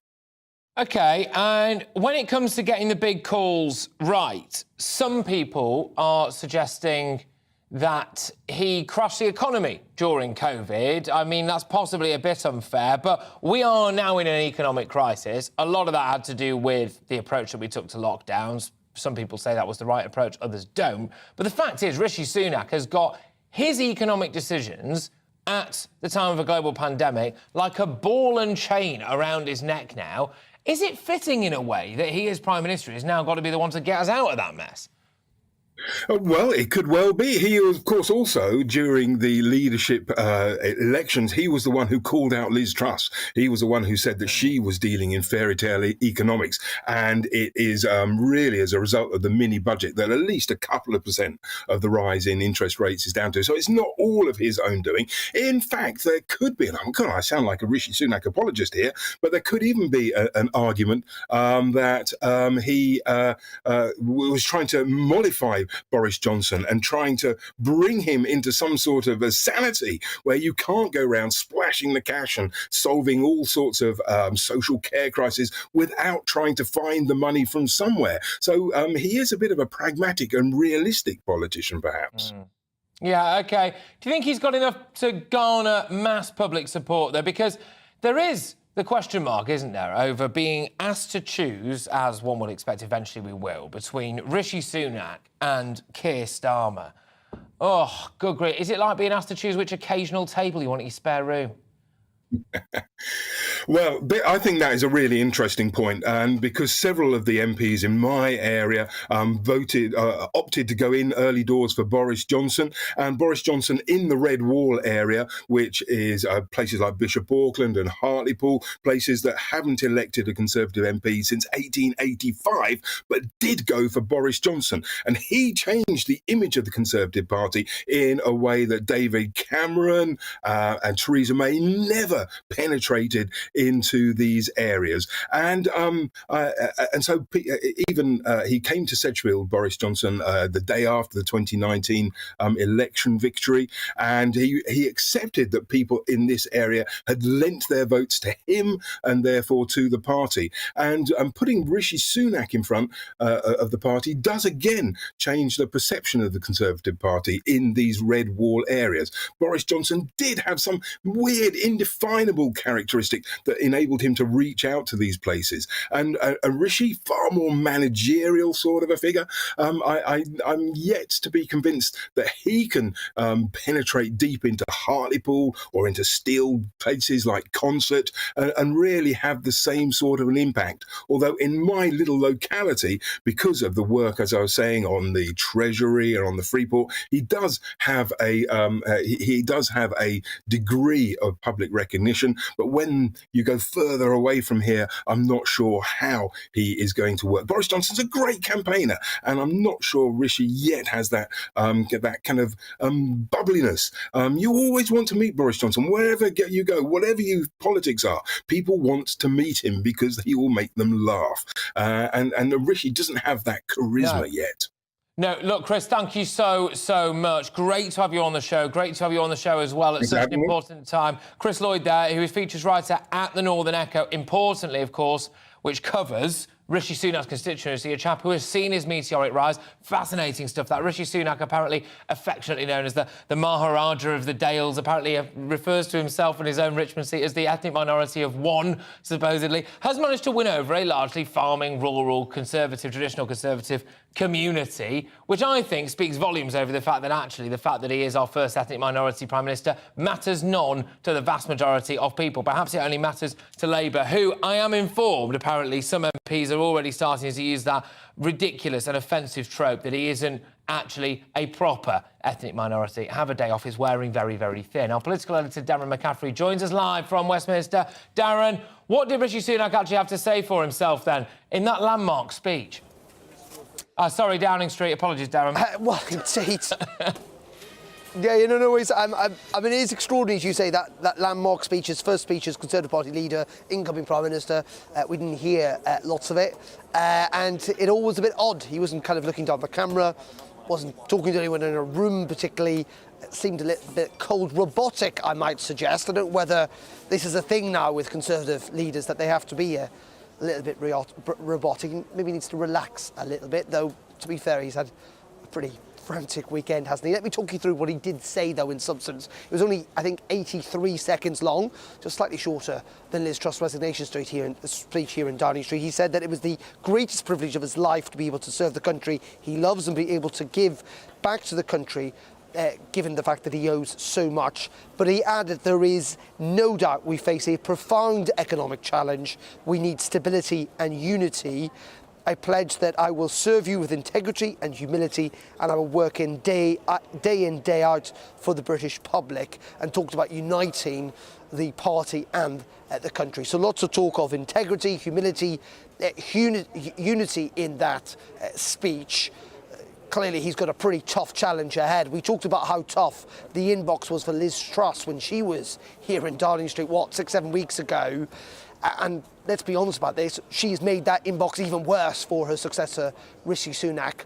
Now, we know he's travelling from Conservative Party headquarters, where he made that, as I say, rather odd announcement. I wouldn't even call it a speech, announcement to the nation. He is going back to Parliament, where we think he's going to attend a drinks reception on the terrace in the Houses of Parliament for the MPs, Conservative MPs that backed him during this most recent race. But he will not become Prime Minister today. Liz Truss is still the PM, and she will be until at least tomorrow. We believe negotiations, Patrick, are continuing between Number 10, Mr Sunak's people, and Buckingham Palace to work out when the actual transition will happen, when Rishi Sunak becomes Britain's newest Prime Minister and third Prime Minister in the last couple of months.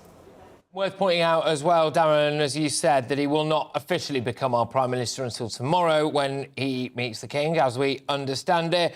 Big question marks over the Cabinet and who he keeps in post. We were addressing that shortly before, Darren, before we had to move away from you. It's probably going to be a bad look to biff Jeremy Hunt and maybe even Grant Shapps after a few days, really, in their particular post. But maybe more popular with Tory party members, with the electorate as a whole. How do you think he's going to play that? Yeah, I think in many ways, first of all, he needs to balance, doesn't he, this Cabinet much better than Liz Truss has done in the last couple of weeks. And let's be honest about that, much better than I think Boris Johnson did when he was Prime Minister to a large degree, i.e. he's going to have to reflect all the different parts of the Conservative Party, and that means not just having your mates inside Cabinet. So I suspect he will keep some Boris supporters. He will need to do that politically, there is no doubt about it. So maybe James Cleverly, the Foreign Secretary, either stays in post or stays in Cabinet. Does someone like Jacob Rees-Mogg, for example, remain inside the Cabinet? I suspect he does. Could Boris Johnson maybe not get a job in Cabinet, but maybe Special Envoy to Ukraine, something like that, in order to recognise the contribution that he has made, clearly as our former Prime Minister, particularly on that issue of Ukraine. It is possible. I don't know whether Liz Truss gets a job or not. No. Many people maybe prefer if she didn't. But yes, and I think Rishi Sunak is also, you're right, going to have to also try and bring the country together, because there are a lot of people today who are pretty angry with him. There are Conservative Party members who are angry because they've not had a choice over whether he becomes leader or not. There are a hell of a lot of them angry because they think he'd stabbed Boris Johnson in the back, and again, they're not terribly happy. And in addition to that, there are a lot of other people, millions of them I would suggest, who are pretty angry that the Conservative Party has managed to change their leader 3 times and the Prime Minister 3 times in the space of 2 months, and yet Joe blogs like you and I and everyone else have not had any say in it, and they want to see an election now clearly being pushed by the Labour Party, the Lib Dems and the SNP. So he is going to have a big task of not just uniting those MPs at Westminster, but also trying to get the public on side too. Yeah, Darren, thank you very much. Darren McCaffrey, live from Downing Street there. Let's go to Tom Hunt now, who's a Conservative MP. He backed Rishi Sunak to be the leader. Tom joins us now. Thank you very much, Tom. Great to have you there, actually, outside the House of Commons. Rishi Sunak, what did you make of what he had to say there? In the 1922 committee, I can honestly say that that's the most positive reaction we've had from Conservative MPs to a Conservative Party leader. The only time comparable was of Boris Johnson straight after a 29 election result. I've just heard what he had to say at Central Office as well. So it was a positive, passionate, compelling speech, and I think he's the leadership the country needs right now. There are question marks as to whether or not we have to have a general election. It does appear that the Conservative Party has decided to stick to the line that they won a mandate at the last general election. That mandate lasted 5 years. and it doesn't matter whether or not anyone, including party members, has voted for this guy. Do you not think there needs to be some kind of democracy here in a general election? No, I mean, we live in a parliamentary democracy, a parliamentary system. The Conservative Party commands a significant majority in Parliament, so there is no requirement for a general election. I think Rishi Sunak did mention the 2019 manifesto in his speech and how he'd largely be sticking to that. I also think that the last thing we need right now, with all the economic turbulence, is a general election. And I take the point about internal party democracy. That is an important point, but I also think there are real advantages to the fact that we today have a unified parliamentary party. And we've done it quickly within a matter of days. Look, I get that 100%, and there is truth to what you've said there. But for me, it does appear like the Conservative Party is trying to have it both ways, because people were saying, well, they voted for Boris Johnson, not the Conservative Party initially. Boris won the red wall. It was Boris. It was his personality. It was his charisma. But now it wasn't Boris. It was the Conservative Party. So which one was it? Well, I actually think in terms of dissecting the 2019 result and figuring out why we got such a substantial majority, I think there are many factors. I think clearly Boris's personality was part of that, but it wasn't the only factor. People wanted to see Brexit done. People were scared of Jeremy Corbyn, quite rightly. So I don't think it was simply Boris Johnson. Though I do admit that he's a compelling political personality, he has many strengths. However, at this particular moment, I thought Rishi Sunak was a more appropriate option for the country, particularly because of the fact he's been vindicated on the economy so quickly after the last contest. Well, the economy is a massive issue. 100% it's a massive issue. But other massive issues include things like what we're going to do with the channel, what we're going to do with immigration as a whole, how we're going to react when it comes to things like Ukraine. Do you think Rishi Sunak's got it in him to do that? I'm just referring to a couple of the comments that he's made. He said that he will do whatever it takes to get flights taking off to Rwanda. He said that he will hold the French's feet to the fire. A lot of Tory voters, a lot of members of the public, a lot of people watching GB News will be sitting here now going, we've heard it all before, Tom. The Tories are finished. They cannot deal with immigration. Well, I think you know that I've been one of the most vocal MPs in Parliament on the matter of illegal immigration. I did speak to Rishi Sunak about the matter on Friday. I had a conversation with him on the phone and we touched upon small boats. And Rishi committed to me that he would do everything it took to get the issue solved. He realises how important it is to do that and how it's a political imperative that we do that. Look at Ipswich. You just got 200 illegal immigrants going to go up in a hotel in the middle of town. It's something the vast majority of my constituents find completely unacceptable. So I agree with you, Patrick, that in addition to the economy and public services, immigration is a vital issue. We voted to take back control of our borders, and what we're seeing at the moment is totally unacceptable. But Rishi Sunak, he is a proper Conservative. I think some people have got this perception that he isn't. He is. Trust me. Otherwise I wouldn't have backed him. You look at who's backed Rishi Sunak. He's got a breadth of support from across the parliamentary party, and that includes the right. So I think he was a pro-Brexit. He's a pro-Brexit Prime Minister after all, something that some people seem to forget. And also, as well, it's a really, really... Personally, can I just say, because I've been getting a few emails about this, because I have referenced a couple of times the fact that Rishi Sunak is not white, right? Which actually just is significant. I mean, goodness gracious me, look what they did with Barack Obama in America there. I mean, they absolutely hinged their political coverage on it for months. I'm not exactly doing that. But it is a significant thing. It's a great thing for this country. And frankly, as well, it puts Labour back in their box, doesn't it? Because the Tories have had 3 women and 1 ethnic minority. I mean, if we're playing identity politics bingo, you've won. You're a transgender person away from a full house. But the thing is, in the Conservative Party, this sort of stuff just happens naturally. We have a philosophy of meritocracy. The best people, the best rise to the top. Just so happens the current person who's leader of our party, is a British Asian, and the last one was a woman. We don't care about the colour of people's skin. We don't care about their religion or their gender. We want the best people, whoever they are. And as it happens, Rishi Sunak is the first non-white Prime Minister. But yes, it is a significant moment. I agree with you. But yeah, it is slightly amusing that so often the left and the Labour Party try and make it seem like the Conservative Party aren't all that strong on this issue. Well, we are. We just get on and do it. We don't just virtue signal about identity politics. We actually deliver the most diverse cabinet in history, but we do it naturally. We don't make a big thing about it. Do you think Keir Starmer's going to be flapping a bit now? It was all well and good while he had Truss in charge and the economy was tanking a bit and the knives were out. But now he's got a united Conservative Party, it would seem anyway, given what you've just told me about the 1922 Backbench Committee. A chap who's clearly very, very intelligent as well, and someone with maybe, dare I say, a little bit of momentum behind him now. It'll be interesting to see if Keir Starmer can do anything with this. Well, it's obviously been a really difficult time for the Conservative Party over the last couple of months, but at the end of the day, Keir Starmer hasn't changed. The Labour Party haven't changed. They haven't suddenly become good. They're not. The thing is, they've had hardly any scrutiny because, the Conservative Party has been focusing on itself. But today, I can tell you honestly, this is the most united I've seen the Conservative Parliamentary Party. Rishi choice was the choice of a vast majority of Conservative MPs. I think at PMQs on Wednesday, you're going to see a Conservative Party on the front foot. And the closer we get to that election, the more questions will be asked about the Labour Party.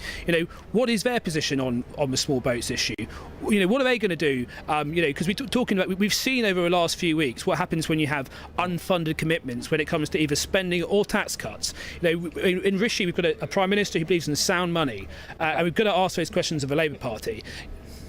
All right, Tom, there's a question that I'm going to ask every single Conservative MP that I have on until Rishi Sunak announces his cabinet. What cabinet position do you want? Look, I think it's I think it's unlikely that I'm going to be elevated to the cabinet, Patrick. I'm very keen just to focus on my constituents and be supportive of Rishi Sunak on shows such as GBNews and others, and I will continue to do so. Hey, I tell you what, you should go into politics. Tom Hunt there, very good stuff. Who's, of course, a Conservative MP who did back Rishi Sunak. Just some key takeaways there quickly from Tom Hunt. He's saying Rishi Sunak is a proper Conservative. He's saying he's got the party united behind him at the 1922 committee and he's going to stick it to Starmer. Let's now hear that speech made by the new leader of the Conservative Party, Rishi Sunak. I'd like to pay tribute to Liz Truss for her dedicated public service to the country. She has led with dignity and grace through a time of great change and under exceptionally difficult circumstances, both at home and abroad. I am humbled and honoured to have the support of my parliamentary colleagues and to be elected as leader of the Conservative and Unionist Party. It is the greatest privilege of my life to be able to serve the party I love and give back to the country I owe so much to. The United Kingdom is a great country, but there is no doubt we face a profound economic challenge. We now need stability and unity, and I will make it my utmost priority to bring our party and our country together, because that is the only way we will overcome the challenges we face and build a better, more prosperous future for our children and our grandchildren. I pledge that I will serve you with integrity and humility, and I will work day in, day out to deliver for the British people.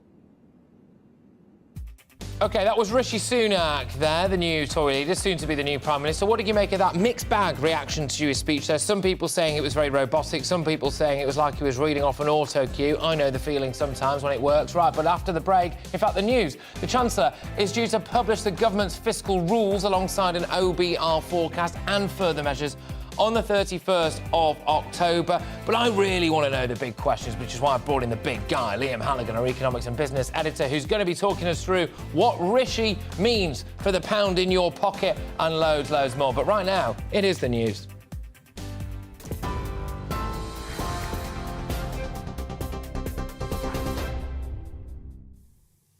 Let's bring you the latest news headlines. And as we've been hearing, newly elected Tory leader Rishi Sunak says he is humbled and honoured to become the next Prime Minister. That's after he won the party leadership contest.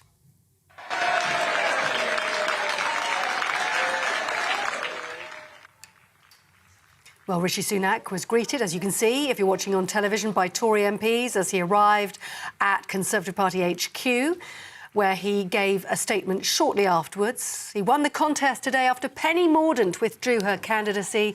She has posted a statement offering Rishi Sunak her full support. And she's also urged colleagues to unite and work together for the good of the nation. In his acceptance speech, Mr Sunak warned the UK faces a profound economic challenge and said he will do his utmost to bring the party together and the country together too. Also in the news, more than 70,000 members of staff across 150 universities in the UK have voted to strike in a dispute over pay and working conditions. The Universities and Colleges Employers Association, which represents university employers across the UK, proposed a pay increase of between 3% and 9% in May, but the UCU want a pay rise to take account of the cost of living as well. BT and Openreach employees are staging fresh strikes in an ongoing dispute over pay.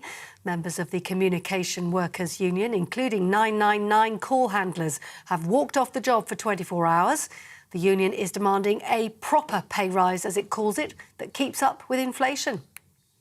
And 4 people have been arrested after a waxwork of King Charles was targeted by Just Stop Oil activists. The Madame Tussauds figure was smeared with chocolate cake.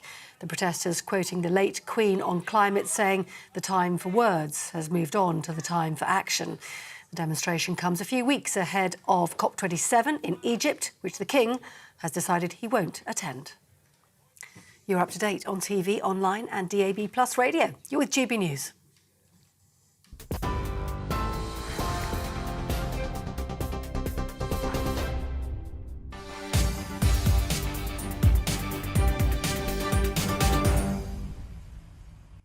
Welcome back. Now, the Labour Party has responded to the announcement that Rishi Sunak will become Prime Minister. Here is the Deputy Leader, Angela Rayner.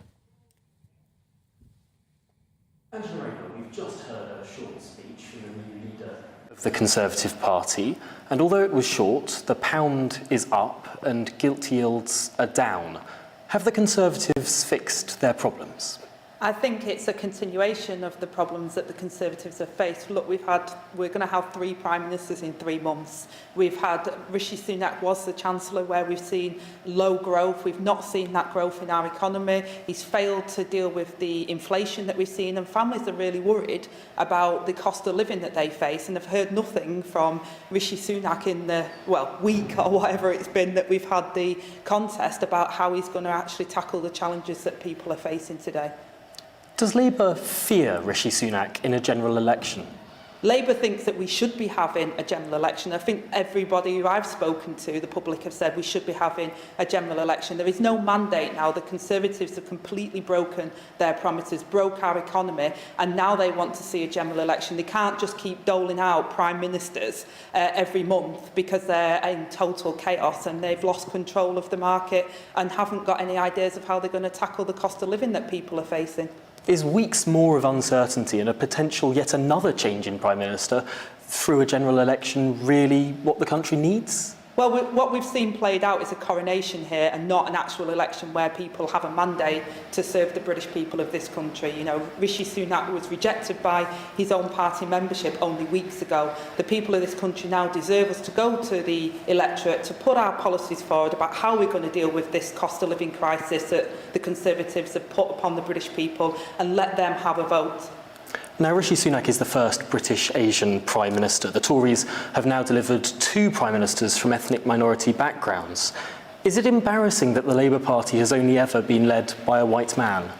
I think it's really important, actually, today to see our politicians. I've said this many times, as a working class girl with an accent from Manchester, for our politicians to represent and for people to see themselves within our senior politicians. So I absolutely welcome that Rishi Sunak has, become leader of the Conservative Party. But what I want to see is a general election so that people can give that mandate to whoever is our Prime Minister going forward.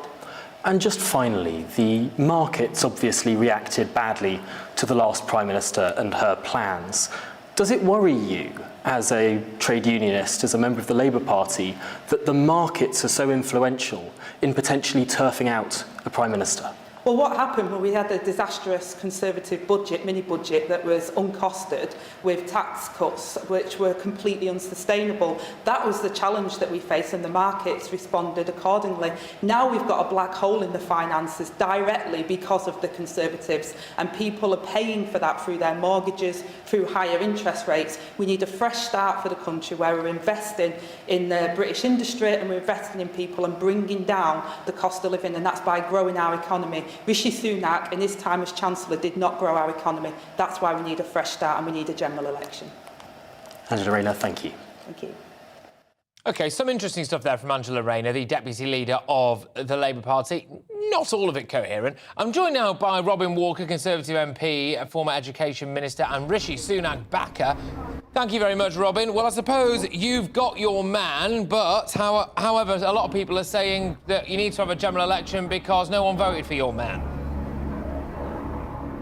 Well, I think, first of all, he was one of the architects of the 2019 manifesto, which, of course, won us a big electoral majority. But more importantly, we live in a parliamentary democracy, and if someone can command the majority in Parliament, you know that the rules are that they can continue to deliver. They need to have that focus, though, on why people elected us in the first place. And I was pleased to hear Rishi talking today about the 2019 manifesto, talking about delivering for people, yes, helping with the cost of living, but also delivering on all those other key manifesto pledges that we set out in 2019, and that these are absolute priorities for me, for my constituents. What I heard at the weekend is that people wanted an end to the psychodrama, they wanted us to settle this issue, and they wanted us to move forward, and I think by getting behind Rishi as a party, we can now do that.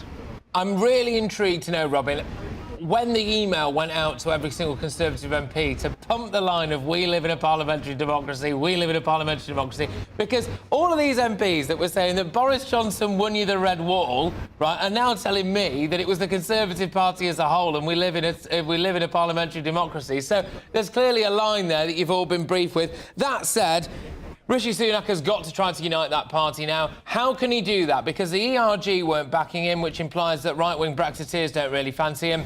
We've also got the Penny Mordaunt's of this world, the Boris Johnson backers. He's got a job on his hand, hasn't he?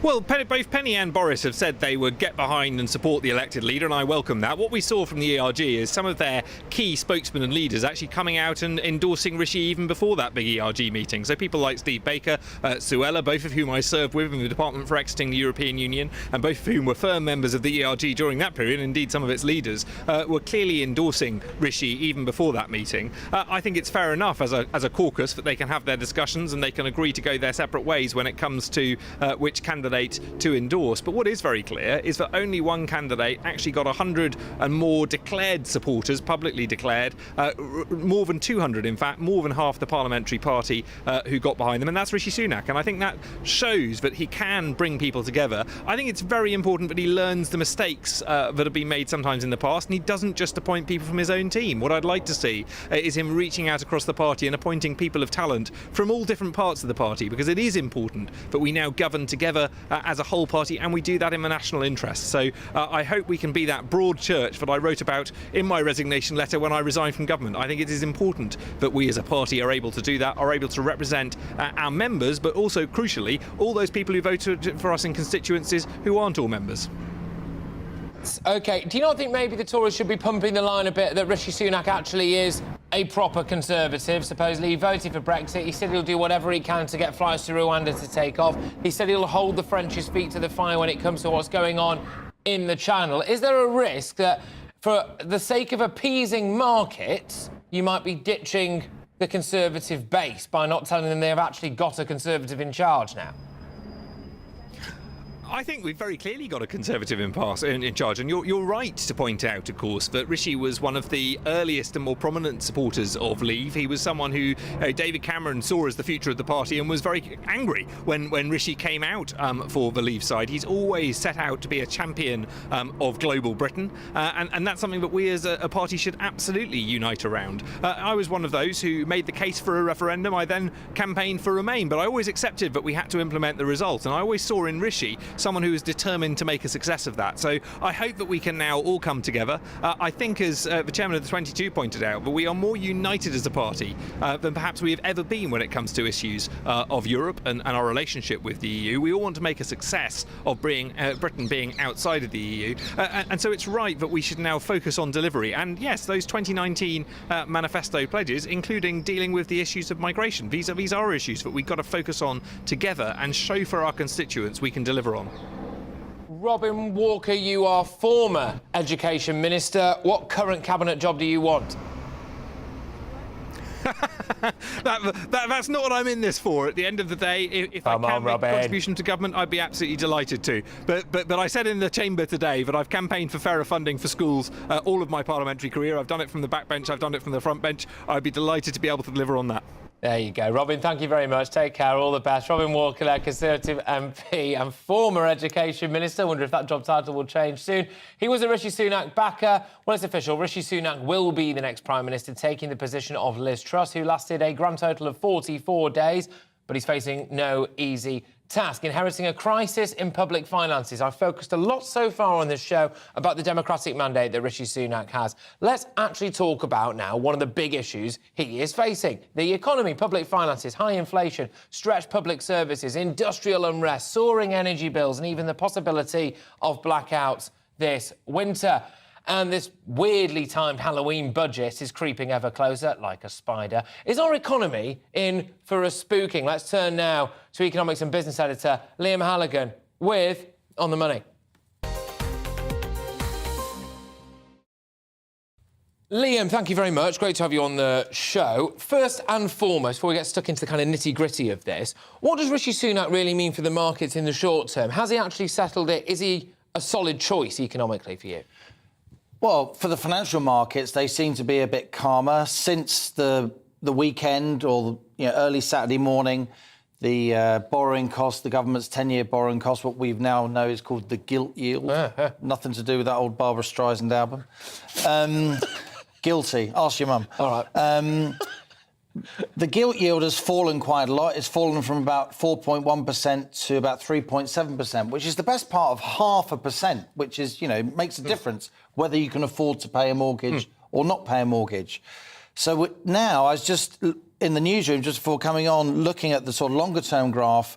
That 10-year borrowing cost is now roughly where it was, wait for it, drum roll. Here we go. Before the mini-budget. Oh. So the 10-year borrowing cost has returned roughly to where it was before we even thought about the top rate of tax being changed or any of those other rather large rabbits that Kwasi Kwarteng, remember him, pulled out of the hat. So for borrowers, if you've got a mortgage, if you need to remortgage, there's not much good news around at the moment, but that is some good news. I was having a chat with someone on the train earlier on, actually.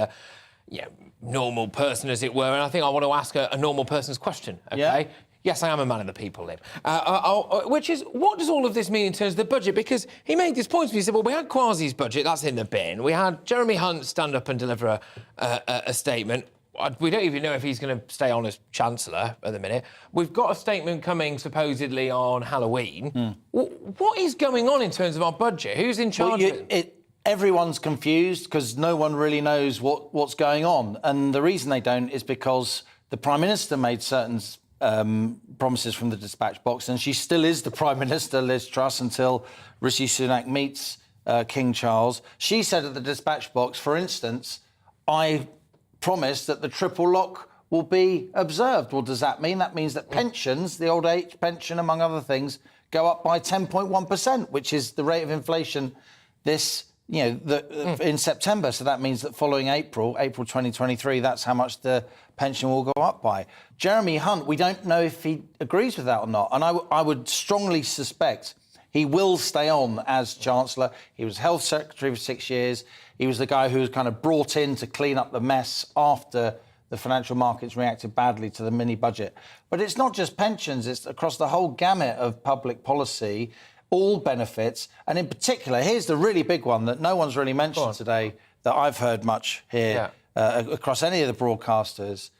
One of the really big issues of Rishi Sunak's inbox is once he's calmed down financial markets, and that seems to be the case so far today, he needs to decide whether or not he is going to have a major scrap with the public sector unions. Because the public sector unions, the TUC conference, before the main party conferences that people frankly pay more attention to, at the TUC annual conference, it's very clear the teachers' unions, the BMA, the doctors' unions, some of the other medical unions, they are spoiling for a fight because in the view of their members, and they're fully entitled to say this, they want pay rises that are getting on for the rate of inflation, which is, 7, 8, 9, 10%. A lot of people in the private sector who are paid less on average than the public sector anyway these days, they are not going to get pay rises that big. That is going to really test out Rishi Sunak's mettle and also the determination of his party to get behind him. All the One Nation Tories you've heard from today, like Robin Walker, right? Very much from the sort of the left of the Conservative Party, completely legitimate place to be. It's where a lot of the country are, frankly. These One Nation Tory members. Are they going to get squeamish? Is their stomach going to start turning when Rishi Sunak has to have a major fight with the public sector unions and that they start striking in a bid to try and balance the budget, with the gilt yield moving up again? Because if the government gives way on that 10% pay rise, roughly, then the financial markets are not going to like it. That's a really, really key point. And Liam, I hope to continue that conversation with you a bit later on and in the coming days, because that is going to be the big one going forward. That's the big flashpoint. That's the big one going forward, which is what does he do? We're going to see some kind of like Thatcher with the miners type striking, I suppose. I don't think we will necessarily. Well, there'll be a lot of fear and loathing. There'll be a lot of people who fear they are, you know, justifiably fighting for their livelihoods and the financial security of their children. But there'll be a lot of other people, the vast majority, 4/5 of people, some of them in the private sector, who are thinking, why should public sector people, why am I paying for inflation-busting pay rises when I'm not getting any pay rise? Spot on. Liam Halligan, as ever, our economics and business editor. Thank you very much. Lots to watch out for here. Loads of flashpoints, that possibly being the key one. But Rishi Sunak will become our first British Asian Prime Minister tomorrow, when King Charles formally appoints him to the job. It's a historic moment, which was welcomed by former Prime Minister David Cameron earlier and by Indians the world over. But is British politics truly an even playing field now for people of all races and all religions? Or could the new Conservative leader still face hostility? I'm joined now by Albi Amankona, who's the co-founder of Conservatives Against Racism for Equality, and indeed by Krish Kandiah, who is a social entrepreneur. Albi, I will start with you. My inbox currently now is flooded by emails from people saying, actually, don't really talk about this. Race doesn't really matter. I don't care what colour our new Prime Minister is. The fact is, do people even really notice colour in politics these days, do you think? I think one of the things which is quite remarkable about Rishi Sunak becoming the Prime Minister in waiting is actually just how little that the issue of race has been spoken about at all. If we cast our minds back to when Barack Obama was looking like he was going to win the election against the then Republican president, it was one of the things which was at the top of the news agenda all of the time. Whereas Rishi Sunak is going to become the Prime Minister tomorrow, as you say, when he meets His Majesty the King. And it seems as though his race has not been something which has been hugely discussed. And it's a hugely significant moment for the United Kingdom and indeed Hindus that Rishi Sunak, a proud Hindu himself, has become the Prime Minister in waiting on Diwali. Yeah, Krish, I'll bring you in now. Krish Kandiah, who's a social entrepreneur. From what I can tell, the only people who really care about the colour of our Prime Minister are people in the Labour Party, and I imagine a lot of them are disappointed by it because they don't get to call the Tories racist anymore. There is a little bit of that. I've seen from some of my Labour Party friends' Twitter feeds that they don't think this is an important moment for Asian representation, but I disagree. I think this is a historic day. I grew up in Brighton. I was the only Asian child in my class. I got told I would only be good for making curries or running a corner shop. And here's someone who I don't necessarily hold the same political values as, but is standing up and going to be leading our country. A lot of people were worried that he wouldn't be selected because of his race, but actually here he is leading our nation in a really powerful way. So I do think this is a milestone. I was there in Chicago in 2008 when Barack Obama won the election and broke the glass ceiling for race in American politics. Rishi Sunak has done that today, and it needs to be celebrated from both the left and the right. How's it made you feel? I don't know if you've seen it in recent hours, but how's it made you feel, the idea that now, apparently, according to some people on the left, well, Rishi Sunak is not the right kind of ethnic minority because he's wealthy and all of this stuff. How do you feel about that? Patrick, it's the same old nonsense from the left on that issue. You'd have thought that they'd have learnt their lesson after Rupert Hutt called Kwasi Kwarteng superficially black. But look, ultimately, I have seen people on all sides of politics, whether or not that is Sadiq Khan, whether or not that is Saeed Avazi, whether or not that's Narendra Modi, all celebrate this huge moment in British history. So there are people on both the left and the right who, as the other contributor has just said, are celebrating this moment. It's a significant moment for British politics. But ultimately, we can't just sit here and pat each other on the back. Rishi Sunak has got a huge intro that Liam was just talking about, and we should judge him on the merits of his actions, not the colour of his skin or his religion. Yeah, Albie, yes, again, I think you've got the cadence right there. Krish, Kandia, I'll just throw and give you the final word, Krish, social entrepreneur. You mentioned a glass ceiling there. Look, it's no shock, is it? I am a white guy, so I don't really notice necessarily if there's been any glass ceiling. Has there been a glass ceiling? Has Rishi Sunak just smashed through it? He's definitely just smashed through it. Right. But as Albie just said, there's a huge job for him to do. Like, I'm sick and tired of these political musical chairs that's meant we haven't made an impact on some of the huge issues facing our nation. There's huge poverty that's just at the front door of so many households.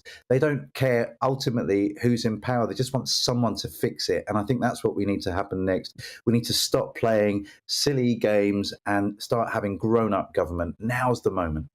All right, good stuff, both of you. Thank you very much. Albie Amankoni there, who's the co-founder of Conservative Against Racism for Equality, and Krish Kandia, who is a social entrepreneur, just discussing, I suppose, that issue of how significant is it that our new Prime Minister, soon to be our new Prime Minister, is indeed an ethnic minority. So Rishi Sunak will be our next Prime Minister, as I've said, and the messages of support from his colleagues have been rolling in. But Sunak was rejected by Tory party members during the leadership contest over the summer in favour of Liz Truss. I've been asking you at home, or if you're listening to us in your car or online or whatever, gbviews at gbnews.uk, to get in touch on this very issue throughout the course of this show. And we're going to go to your views shortly, whether or not now you think that Rishi Sunak does have a mandate to lead. Do you think that democracy might be dead now because nobody has voted for Sunak? In fact, the only people who did were Tory party members, and they voted to say they would have preferred Truss. Do you think we have to have a general election? But there are, of course, question marks over whether or not he will actually indeed be a good leader, bring political and economic stability to the country, the kind that this country has been craving.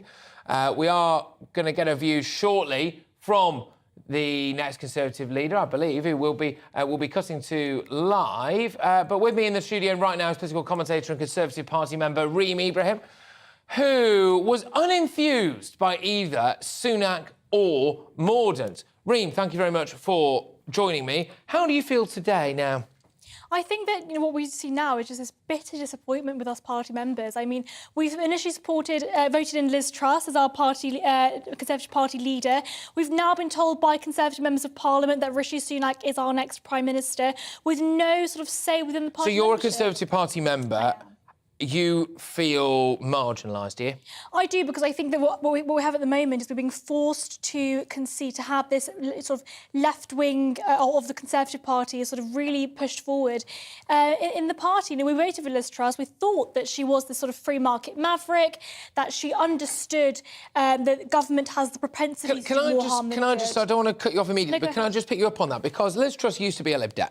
Yes. Boris Johnson, some would argue, was not particularly right-wing, actually, certainly given his policies. Rishi Sunak, an out-and-out Brexiteer, has said that he wants to get flights taken off to Rwanda as soon as he physically can, is promising that he wants to hold the French's feet to the fire when it comes to illegal immigration. I mean, is it fair to say that Rishi Sunak is of the left of the Tory party? I don't think he is. Of course he is. I mean, the reason why we have £2.4 trillion of debt is because of his ridiculous and reckless spending. I mean, we know for a fact from his track record as Chancellor that he's absolutely comfortable with huge amounts of government spending. He's OK with taxing people extortionate amounts and spending it, wasting it on things like Eat Out to Help Out, which I love. I eat out almost every day. So what do you do then? Do you have an election now and lose to Labour?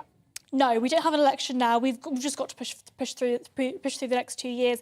Rishi Sunak, I think, sort of represents the left of the party, but at the end of the day, at the moment, we're going to see the demise of the Conservative Party at the next election.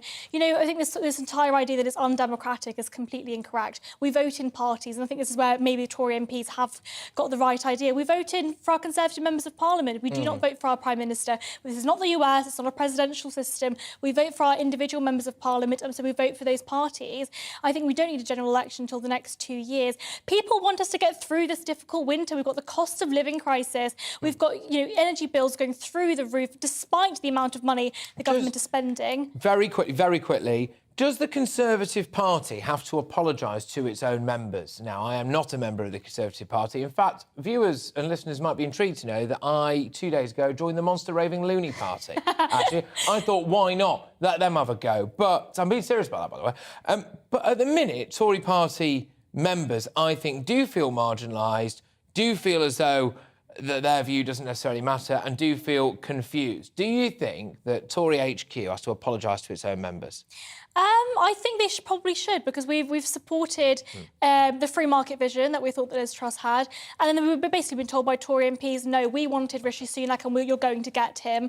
We've been completely ignored, so I would like an apology. Reem, thank you very much. Reem from there, who's joined us in the studio, political commentator. What do you make of that? That was a Conservative Party member, feels a bit marginalised, but doesn't think we should have a general election. Also feels as though Rishi Sunak potentially is towards the left of the Tory party, high tax, etc. What do you make of that? Because those really are all of the key questions that we're asking you today. GBViews at gbnews.uk. Stay with me, Patrick Christys, right here on an electric episode of GB News Live. We'll be bringing you more reaction to Rishi Sunak being crowned as Conservative Party leader. But before that, it's your news with Polly.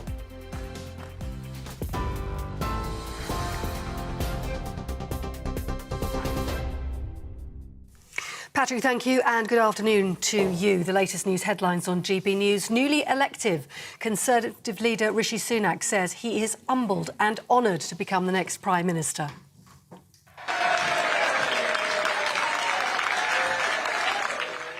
Well, as you can see, if you're watching on television, he was greeted by Tory MPs as he arrived at Conservative Party headquarters, where he spoke for the first time since becoming leader. He won the contest today after Penny Mordaunt withdrew her candidacy earlier. In his statement, Mr Sunak warned the UK faces a profound economic challenge and said his priority will be to bring the party and the country together. It is the greatest privilege of my life to be able to serve the party I love and give back to the country I owe so much to. The United Kingdom is a great country, but there is no doubt we face a profound economic challenge. We now need stability and unity, and I will make it my utmost priority to bring our party and our country together. Well, Labour's deputy leader, Angela Rayner, accused Rishi Sunak of not having a mandate or saying a single word about how he'll run the country. Everybody who I've spoken to, the public, have said we should be having a general election. There is no mandate now. The Conservatives have completely broken their promises, broke our economy, and now they want to see a general election. They can't just keep doling out prime ministers every month because they're in total chaos and they've lost control of the market and haven't got any ideas of how they're going to tackle the cost of living that people are facing. More than 70,000 staff members across 150 universities in the UK have voted to strike in a dispute over pay and working conditions. The Universities and Colleges Employers Association, which represents university employers across the UK, proposed a pay increase of between 3% and 9% in May, but the UCU want a pay rise to take into account the cost of living as well. The UCU General Secretary Joe Grady says they won't accept the current terms on offer. We will not stand by any longer and see our sector be a punch bag for cuts, right-wing attacks and political point scoring. Our members are crucial workers in communities up and down the UK, and now they know their power. And BT and Openreach employees are staging fresh strikes in an ongoing dispute over pay. Members of the Communication Workers Union, including 999 call handlers, have walked off the job for 24 hours. The union is demanding a proper pay rise that keeps up with inflation. And over 15,000 ambulance workers across 11 trusts in England and Wales have started voting on whether to strike over pay as well. The members of the GMB union are being balloted over the coming weeks. If they vote yes to industrial action, the union says it'll be the biggest ambulance strike in 30 years. Now, 4 people have been arrested after a waxwork of King Charles was targeted by Just Stop Oil activists. The Madame Tussauds figure was smeared with chocolate cake. The protesters quoting the late Queen on climate, saying the time for words had moved to the time for action. The demonstration comes a few weeks ahead of COP27 in Egypt, which the King has decided he won't attend. You're up to date on GB News. More news as it happens. Now back to Patrick Christys.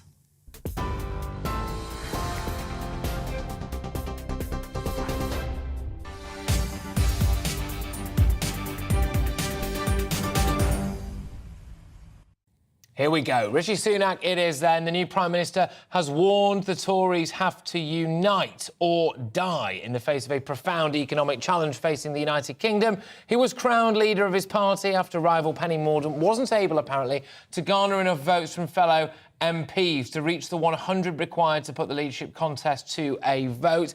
Is it fair that he was coronated by parliamentary party, or should it have gone to the members? I want to hear from you. GBviews at gbnews.uk. We're in the final hour of GB News Live here and a lot to talk about.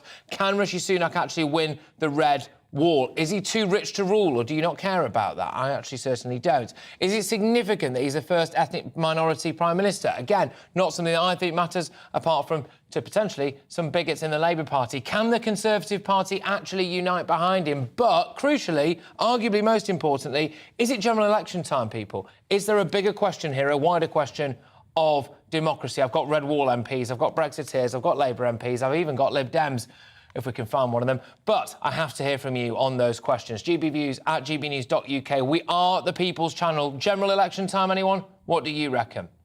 Let's hear now from a speech of the new Conservative leader, soon to be your new Prime Minister. It's Rishi Sunak.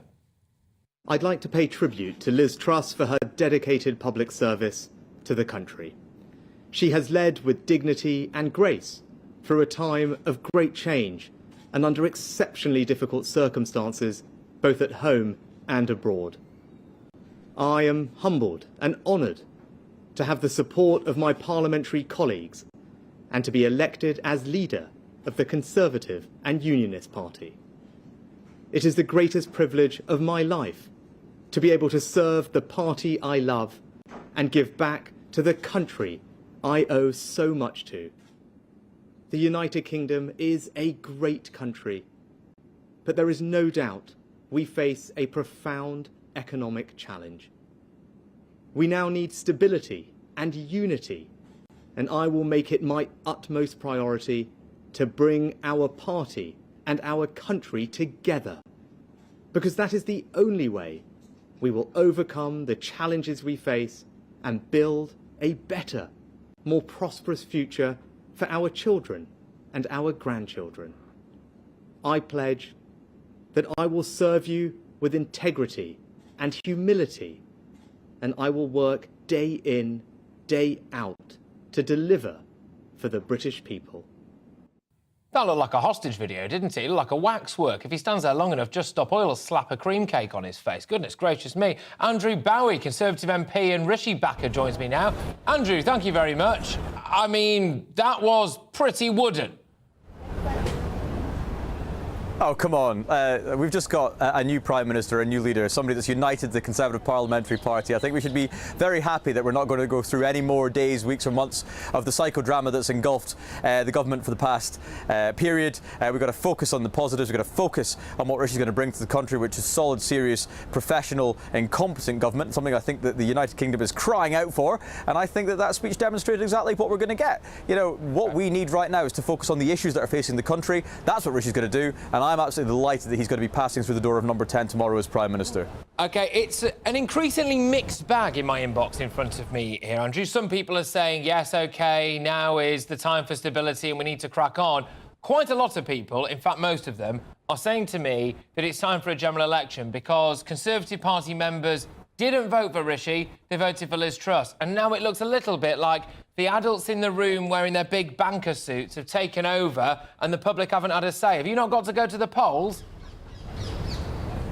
Well, this is not a big banker suit, this is an M&S off-the-shelf suit, I'm afraid, and I think that the very worst thing that could happen to the country right now would be the 6 weeks of instability and uncertainty that would be caused by a snap general election. By law, any election has to take at least 6 weeks to run through. That means 6 weeks of no parliament sitting, 6 weeks of government not taking decisions that affect the British people. What we need right now is to focus on the issues that are really causing concern to the British people. That's the cost of living crisis, that's the energy price rises, that's the war in Ukraine, that's everything else that's on the agenda for us to be focusing on. That should be what the aim of the government is right now. And in a couple of years' time, or within a couple of years' time at some point, of course the British people will get a chance to cast their views and cast their votes and decide whether or not we've delivered for them. But we won an overwhelming majority in 2019. We're a parliamentary majority. The Conservative Party across the country won this majority. Yes, we've come through 2 different leaders and now on to our 3rd, but they lead the same party with the same members of Parliament who won at the same election. So let's go and get on.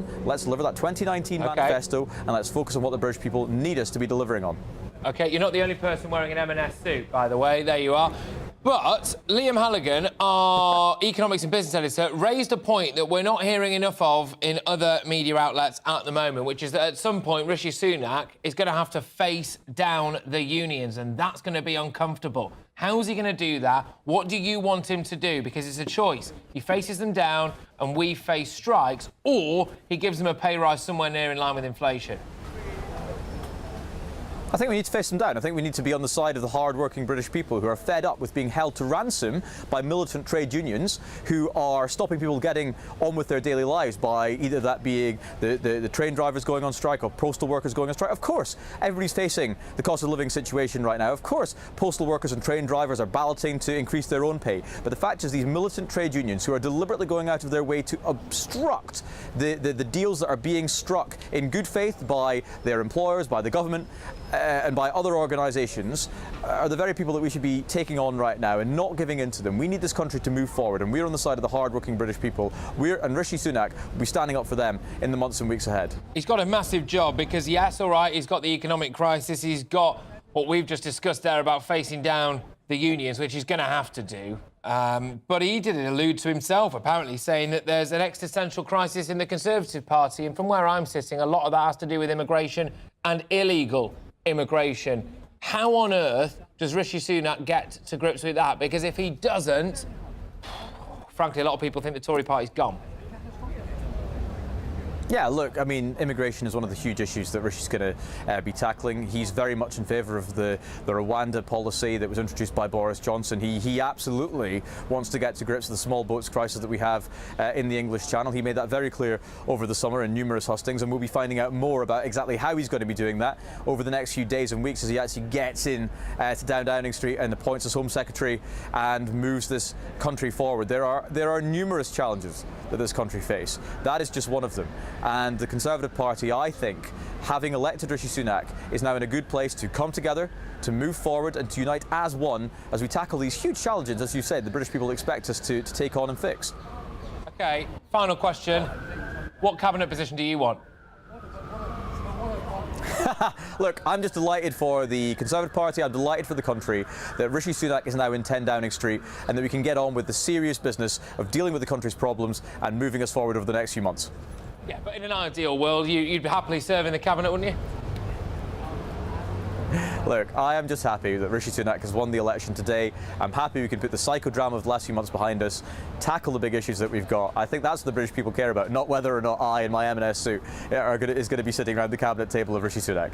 Yeah, Minister for Fashion, maybe. Thank you very much, Andrew Bowie, Conservative MP. Look, great to have you on the show. I enjoyed that. That's the way to do it, people. All right, OK, what do you make of all of this stuff, though?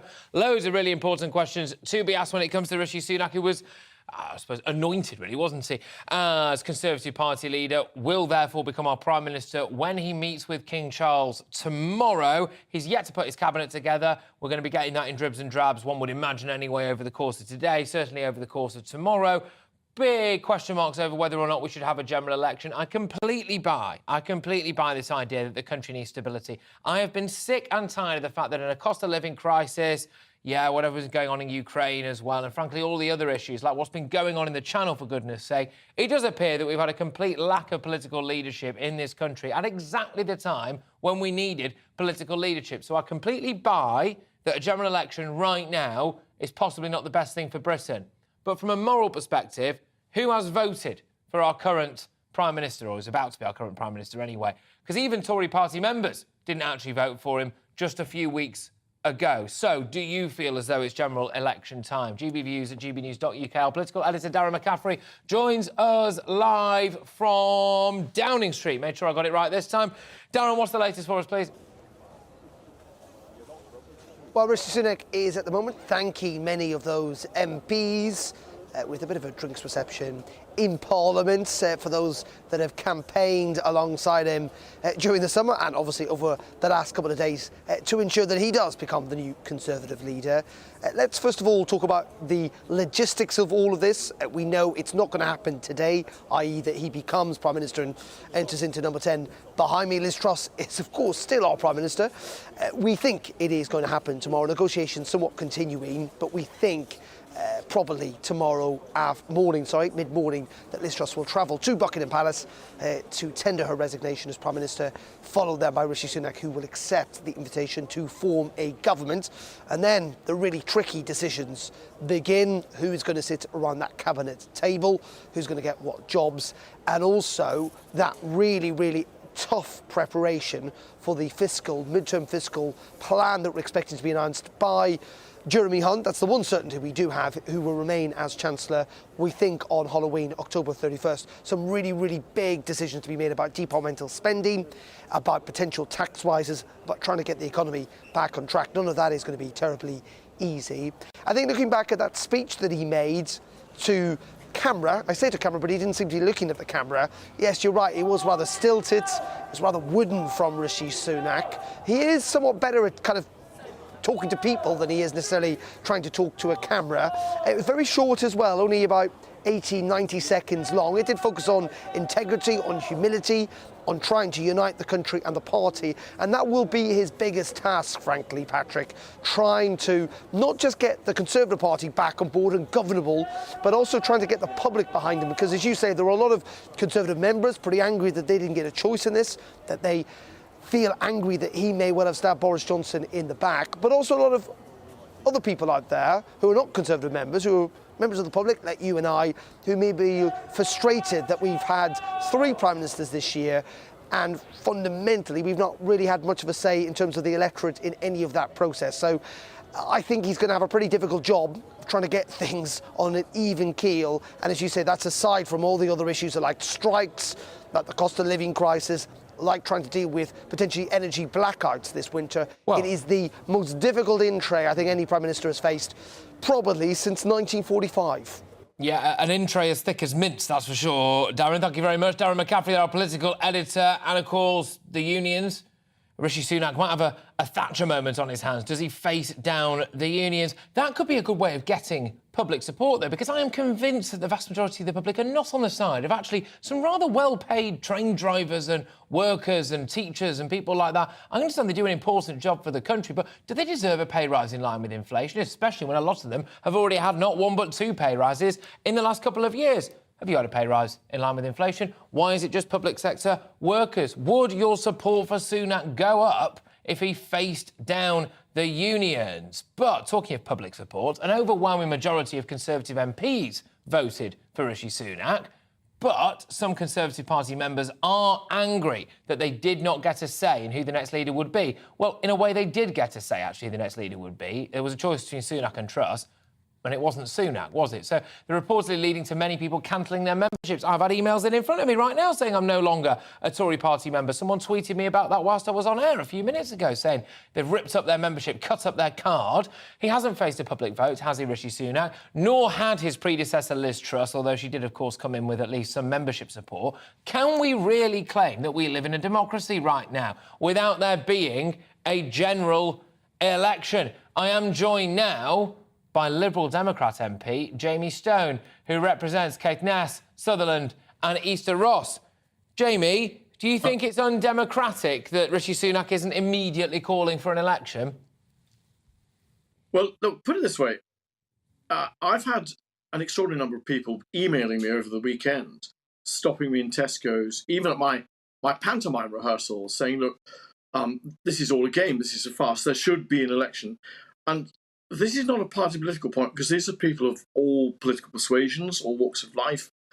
And, you know, they feel they've been left out of all of this. So I've never had anything like this before in my time in politics. Okay. It's most unusual. This is not 38 degrees. This is a real groundswell of opinion. Jamie? And for that reason, yes? A lot of people might struggle to accept what you're saying, because as a Liberal Democrat MP, you wanted to overturn the democratic vote of Brexit. So why do you want an election now? Why do you care about democracy now? Well, look, put it this way. I'm a rather ironic example for you, because I have the second tightest seat in Scotland. I'm majority 204. The SNP would dearly love to get me out. So in calling for an election, I have absolutely nothing to gain whatsoever. It could be the end of my career, but that will be democracy. Why am I calling for it? Because I think it's been too much. This is not a parlour game, just, you know, an internal thing of, oh, let's have another Prime Minister.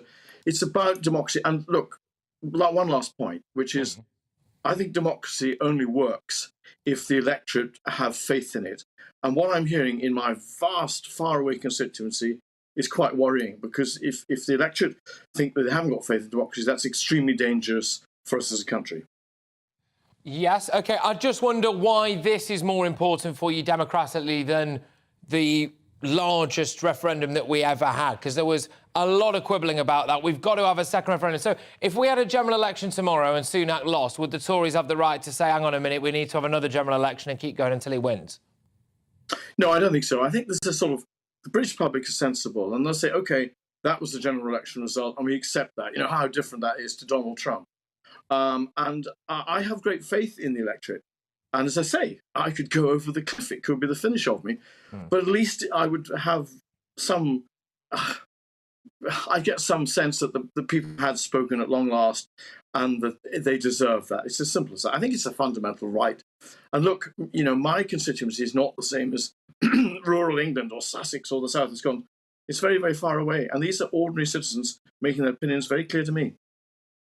Is it what the country needs right now, though, Jamie? We've had economic abandonment, some would say, towards the end of the Johnson administration, because we were hurtling towards a cost of living crisis and no one appeared to be in charge. We have got massive economic issues facing us at the moment. Is right now the time for a general election? Would you be happy if Sunak holds off for, let's say, 6 months or a year? No, I wouldn't be happy for all the reasons I've just said. I think I owe it to my constituents to put these opinions forward, even if they don't exactly advantage me personally at all. But I think that, you know, compared to the turmoil we've had, you know, the Bank of England had to step in, the pound going through the floor, the mortgages going through the roof. From what I hear, as I say in Tesco's in my pantomime rehearsals, ordinary people say, look, we'll put up with a 4-week election period. Just let's have the opportunity to express our opinions. Let's feel that you politicians, you, Jamie Stone, are listening to what we're saying. Jamie, I've got to ask you as the final question, what pantomime are you in and what role is it? Well, I'm going to be in Humpty Dumpty. It writes itself. So, go on, who are you in Humpty Dumpty? I'm the curator of a museum, and I discovered in the same Tesco's I've mentioned the day before yesterday, I didn't really see this one coming, I'm going to have to sing a Dolly Parton song. So, you know, if GB and journalists in England, London want to come up and see me, they'd be very welcome. I'll buy them a dram. Fantastic. Well, I'll tell you what, you know, it's a cracking way to end an interview. MP Jamie Stone, Liberal Democrat who represents Caithness, Sutherland and Easter Ross. Lively stuff. I'm pretty sure we can all see through, can't we, though, ladies and gentlemen? I'm afraid people who were calling for a second referendum, they didn't like the result of the Brexit vote. Well, now they suddenly care about democracy and they want a general election because people didn't vote for Rishi Sunak. Do you think that's the same issue? Do you think it isn't? Do you want a general election? How do you feel? GBViews at GBNews.uk. We're going to go live now to GB News' political reporter Olivia Utley, who is in Westminster. Olivia, thank you very much. What's the latest for us as we come to terms with the fact that our new Prime Minister is going to be Rishi Sunak? Well, the questions are now turning to who is going to be in Rishi Sunak's new cabinet. It seems quite likely that he's going to keep quite a lot of the people who Liz Truss put in her cabinet just 6 or 7 weeks ago. Jeremy Hunt is obviously hoping to keep his position, and it looks quite likely that he will. Rishi Sunak won't be wanting the sort of market turmoil that we could expect if there were a new Chancellor in place. But whether Jeremy Hunt will enact the entire fiscal statement that he was planning to implement from Monday the 31st is yet to be seen. It's possible that Rishi Sunak won't be interested in quite the level of swinging public service cuts and tax rises that Jeremy Hunt wanted to introduce. He might want to do something a bit different, so we'll wait and see for that. Other big questions: will Suella Braverman, who did back Rishi Sunak but politically is quite far removed from her and from him, and obviously got removed ostensibly because she shared that private email on a private phone rather than her work phone. Will she be back in cabinet? Will Ben Wallace be back in cabinet? Ben Wallace is obviously very, very popular among the Conservative membership and is widely thought to have done an excellent job on Ukraine, but he has said that he would only be in a cabinet with a Prime Minister who committed to 3% of GDP on defence spending, and Rishi Sunak as yet has failed to say that he would do that. So Ben Wallace's position right now is up in the air. I'm sure will be a lot clearer in 24 or 48 hours' time. It's a fascinating political situation, this, isn't it? Because Ben Wallace was seen as the point of stability during what is another crisis, which is Ukraine. Rishi Sunak, actually, when he was running to be Conservative leader last time around, was quite quiet as to exactly what he'd do when it came to defence and when it came to Ukraine. So if he loses Ben Wallace, that could be interesting. He keeps the men in suits, though, in the shape of potentially Grant Shapps and Jeremy Hunt. I'm not sure how well that will go down with the public. But can you just enlighten people a little bit, Olivia, on Rishi Sunak's actual politics? Because I keep getting people here in the studio or online saying, oh, well, the left of the Tory party now taken over. And their insinuation is that Boris Johnson was particularly right-wing. I really liked Boris Johnson. I actually don't think he should have gone anywhere, and I thought Partygate was somewhat of a media stitch-up. But that said, Rishi Sunak is an out-and-out Brexiteer who has actually made some quite serious promises when it comes to sorting out what's going on in the Channel. He is possibly more Conservative than Boris Johnson, in a sense. Yeah, well, I think there's a very good argument for that, actually. I think the problem over the summer was that the Tory leadership contest was entirely, all of the bandwidth was taken up with what Liz Truss and Rishi Sunak would do about tax rises and tax cuts. And because Liz Truss was standing on a very, very radical platform, as we saw, of cutting taxes enormously and immediately, Rishi Sunak, by contrast, looked like a left-wing, large state, tax-raising sort of politician. The truth is, Rishi Sunak doesn't seem to be much like that at all. The difference between him and Liz Truss was really one of timing, and Rishi Sunak, even back in the summer, was promising to lower taxes, just not immediately. As for social policy, we've heard surprisingly little from Rishi Sunak on what he thinks about a range of social issues. Although it has been said that he has thrown his support behind the Rwanda plan, which is considered to be something that is more popular among the right of the Conservative Party than the left. I think it'll be really, really interesting to see who he puts in his cabinet in those key positions of health, Home Secretary, Education Secretary, to get a clearer idea, really, of what his politics are on domestic issues. Olivia, thank you very much. Olivia Rutley there, our political reporter outside Westminster. I tell you, definitely won't be in his cabinet by the looks of things. It's Matt Hancock, because some eagle-eyed viewers have been pointing out that when Rishi Sunak went to CCHQ, the headquarters, just to give his speech, he was getting hugs all round. He was getting handshakes. If someone had had a flare, they'd probably let that off as well. Matt Hancock stood there. Rishi Sunak completely blanks him. What can we read into that, people? But we have been hearing all afternoon about the fact that Rishi Sunak will be our next Prime Minister. And, of course, he was formerly the Chancellor under Boris Johnson. Many think that Sunak will do a better job with the economy, but he's definitely in for a challenge. He's inheriting a rather large in-tray. High inflation, soaring bills, worst cost of living crisis in 30 years. We've got as well everything that's going on in Ukraine, and crucially as well, he's going to have to face down the unions. It's time for this.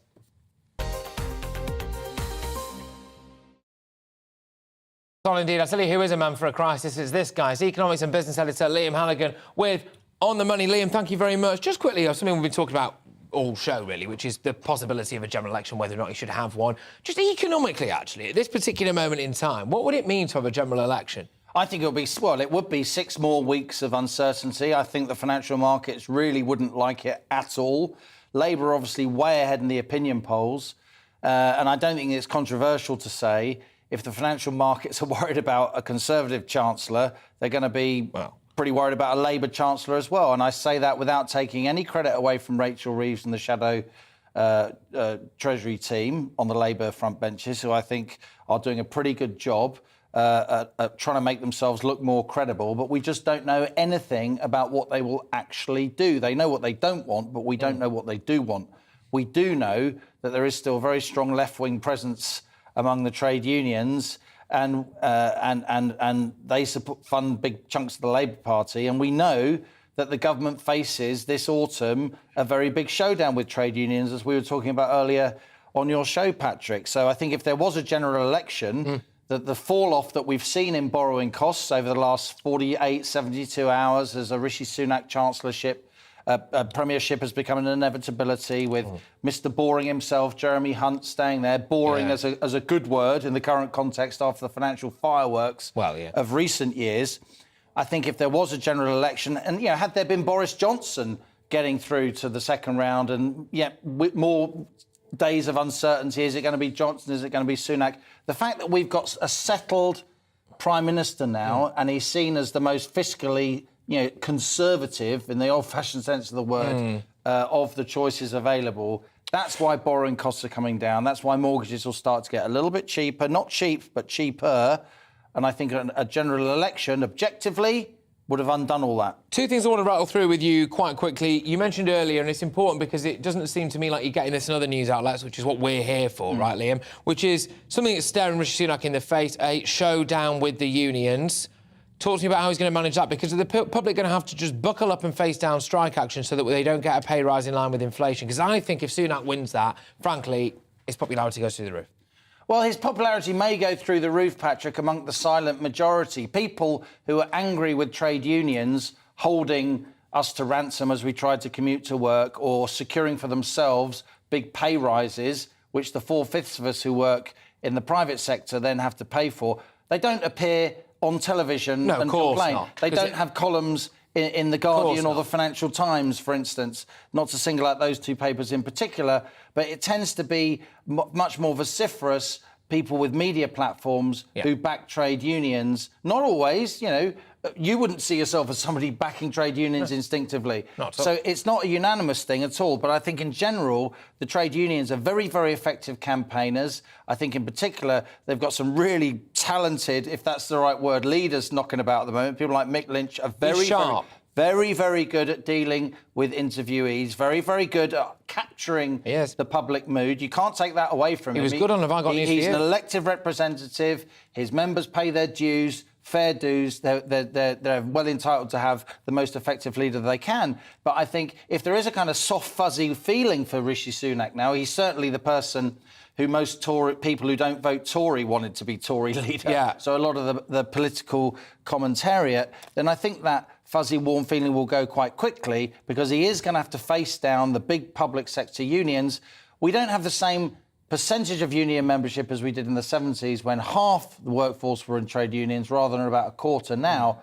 But among the public sector, union membership is high. Those unions remain powerful, and they are going to take this government on, and it's not going to be pretty. It's not going to be pretty, but it's good for the news. Liam, thank you very much. Liam Hannigan there with On the Money, our economics and business editor. What do you make of all of this then, ladies and gentlemen? We are about to have a new Prime Minister. We do have a new leader of the Conservative Party. Is he Conservative enough for you? A lot of Conservative members are lamenting the fact that they haven't even had the chance to actually talk to the guy. Will he win the Red Wall? And that's why in a moment I'm going to be talking to the Red Wall. It's Tory MP James Daly, who's the MP for Bury North, to talk to us about whether or not Rishi Sunak has got the mojo like Bojo when it comes to some of those northern seats. But before that, a quick update now from Polly Middlehurst with your news.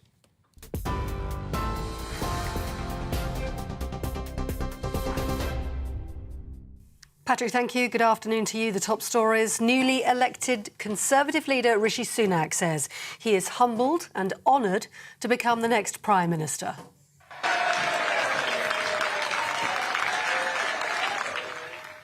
He was greeted by Tory MPs as he arrived at Conservative Party headquarters, where he spoke for the first time since becoming leader. He won the contest after Penny Mordaunt withdrew her candidacy this morning. In a statement, Mr Sunak warned the UK faces profound economic challenges and said his priority would be to bring the party and the country together. It is the greatest privilege of my life to be able to serve the party I love and give back to the country I owe so much to. The United Kingdom is a great country, but there is no doubt we face a profound economic challenge. We now need stability and unity, and I will make it my utmost priority to bring our party and our country together. Well, more than 70,000 staff members across 150 universities in the UK have voted to strike in a dispute over pay and working conditions. The Universities and Colleges Employers Association proposed a pay increase of between 3 and 9% in May, but the UCU wants the figure to take into account the rising cost of living. And 4 people have been arrested after a waxwork of King Charles was targeted by Just Stop Oil activists. The Madame Tussauds figure was smeared with chocolate cake. The protesters quoting the late Queen on climate, saying the time for words had moved on to the time for action. The demonstration comes a few weeks ahead of COP27 in Egypt, which the King has decided he won't attend. Those are your latest news headlines. You're up to date on TV, online and on DAB+ radio with GB News. And coming up next, a snapshot.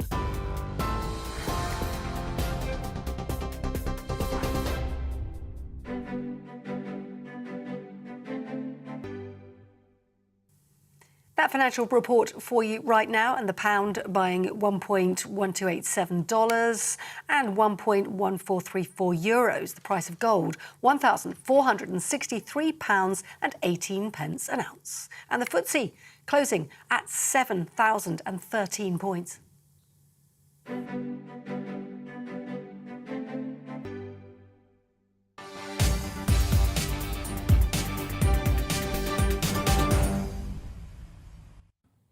Let's get stuck in. Rishi Sunak's appointment may well give the Conservatives an opinion poll bounce over the next few days, but is it possible to sell a near-billionaire ex-banker to working-class constituencies in the Midlands and the north of England over the long term? I am getting a lot of emails in that show a big divide between our viewers and our listeners. Some of you think that it doesn't matter at all that Rishi Sunak is a fabulously wealthy chap. I am one of those people. In fact, I'm quite happy that he is, because it shows a bit of competence. Some of you, however, are saying that he does not resonate with the red wall. Joining me right now is Bury North MP James Daly. Thank you very much. Great to see you again. James, some would say that Boris Johnson got you elected. Will Rishi Sunak put you out of office? Absolutely not. I mean, it could be argued that Jeremy Corbyn got me elected by being so useless. It's just that all these things, Patrick, are matters for the past. What we're addressing now is where we are here. One of the problems that we always have, and we have great chats, me and you, about this, is talking about hypotheticals. What we need is somebody in who's going to fix inflation, who's going to make sure that interest rates don't go through the roof, who's going to make sure that energy bills are affordable, and who's got the competence in Parliament to do that, who's got the proven track record and the plan. It's Rishi Sunak. The last speaker, which I think was Liam, quite rightly set out that, yeah, Labour are OK, but they've got no experience on their front bench. Why on earth would this country risk a general election or anything else to have completely unproven people in a positions of authority when we need people with steel, the character, the calibre and the plan to deliver for us? So Rishi will be a great Prime Minister, and he'll deliver the red wall, and everything, Patrick, I promise you, is going to be OK. Does he have to talk to that red wall at some point soon? No, we're getting rumblings that, hang on a minute, who elected this chap? Well, In 2019, in my seat, Boris Johnson wasn't on the ballot paper. James Daly was, and each individual MP is exactly the same as we don't live in the presidential system. We're not in America just yet. So this is about delivering our manifesto. Rishi Sunak will deliver the manifesto, the pledges and promises that we made. He's going to do it over the next couple of years. We're going to level up. We're going to put more money into frontline services. We're going to make sure that our finances are sustainable. We're going to give people hope, and we're going to make sure that those bills are under control. The real worry that people have is about their cost of living. This is going to be, Rishi Sunak is the best person to address that. So when I'm standing here in front of you, whether I get elected or not, Patrick, as we've talked about previously, is neither here nor there. I am the MP now, and what I need to do is represent and do what's best for my constituents, and that's voting and making sure that Rishi Sunak is in number 10 to make the decisions that are going to count. Yeah, something that really frustrates me, James, I'm not sure if it frustrates you, is the focus on Rishi Sunak's personal wealth and his wife's personal wealth. The amount of people in this country who appear to envy anyone who's got on in life or done well for themselves in life. It's one thing having a privileged upbringing. It's another thing turning that into a grand total of something like 730 million quid and then becoming Prime Minister. I mean, it implies to me that he's got a bit of clout, frankly. And I think I said to you before, you wouldn't want me in charge of the country's finances. We'd all be dead in a week. Isn't it quite a good thing that this guy's wanted? It doesn't matter about your wealth, it doesn't matter about anything, Patrick. It matters about who you are, what your plan is, how hard you try, the character that you've got, the experience that you've got. I couldn't care less what Rishi Sunak's personal circumstances are, and nobody else could. What people want are those things I've already said to you. So I agree with you completely. It's just another, I don't even know what the word is, Patrick, just another word to attack him. It's a pathetic way to approach politics. Judge the man on what he delivers, not on what you perceive him to be. OK, last one. James Daly, Tory MP for Bury North. What cabinet post do you want, mate? I think I'll be on the backbenchers in my rightful position, Patrick. So, yeah, we've got a great team. Hopefully we're going to get some more people in with the right expertise to deliver for the people of the United Kingdom. All right. Thank you very much. James Daly there, Tory MP for Bury North. I love the fact that no one's actually come out and said to me, yeah, I want this particular person. I'll get someone. Anyway, Angela Rayner, the Deputy Labour leader, has given this reaction to Rishi Sunak becoming our next Prime Minister, and she didn't call anyone scum. I think it's a continuation of the problems that the Conservatives have faced. Look, we're going to have 3 Prime Ministers in 3 months. We've had, Rishi Sunak was the Chancellor, where we've seen low growth. We've not seen that growth in our economy. He's failed to deal with the inflation that we've seen, and families are really worried about the cost of living that they face, and have heard nothing from Rishi Sunak in the, week or whatever it's been that we've had the contest about how he's going to actually tackle the challenges that people are facing today. Labour thinks that we should be having a general election. I think everybody who I've spoken to, the public, have said we should be having a general election. There is no mandate now. The Conservatives have completely broken their promises, broke our economy, and now they want to see a general election. They can't just keep doling out Prime Ministers every month because they're in total chaos and they've lost control of the market and haven't got any ideas of how they're going to tackle the cost of living that people are facing. Well, what we've seen played out is a coronation here and not an actual election where people have a mandate to serve the British people of this country. You know, Rishi Sunak was rejected by his own party membership only weeks ago. The people of this country now deserve us to go to the electorate to put our policies forward about how we're going to deal with this cost of living crisis that the Conservatives have put upon the British people, and let them have a vote.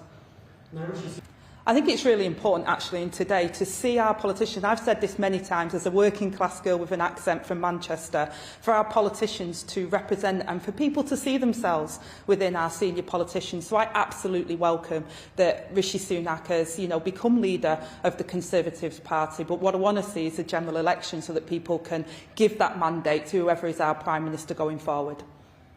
Well, what happened when we had a disastrous Conservative budget, mini-budget, that was uncosted with tax cuts which were completely unsustainable? That was the challenge that we faced, and the markets responded accordingly. Now we've got a black hole in the finances directly because of the Conservatives, and people are paying for that through their mortgages, through higher interest rates. We need a fresh start for the country where we're investing in the British industry and we're investing in people and bringing down the cost of living, and that's by growing our economy.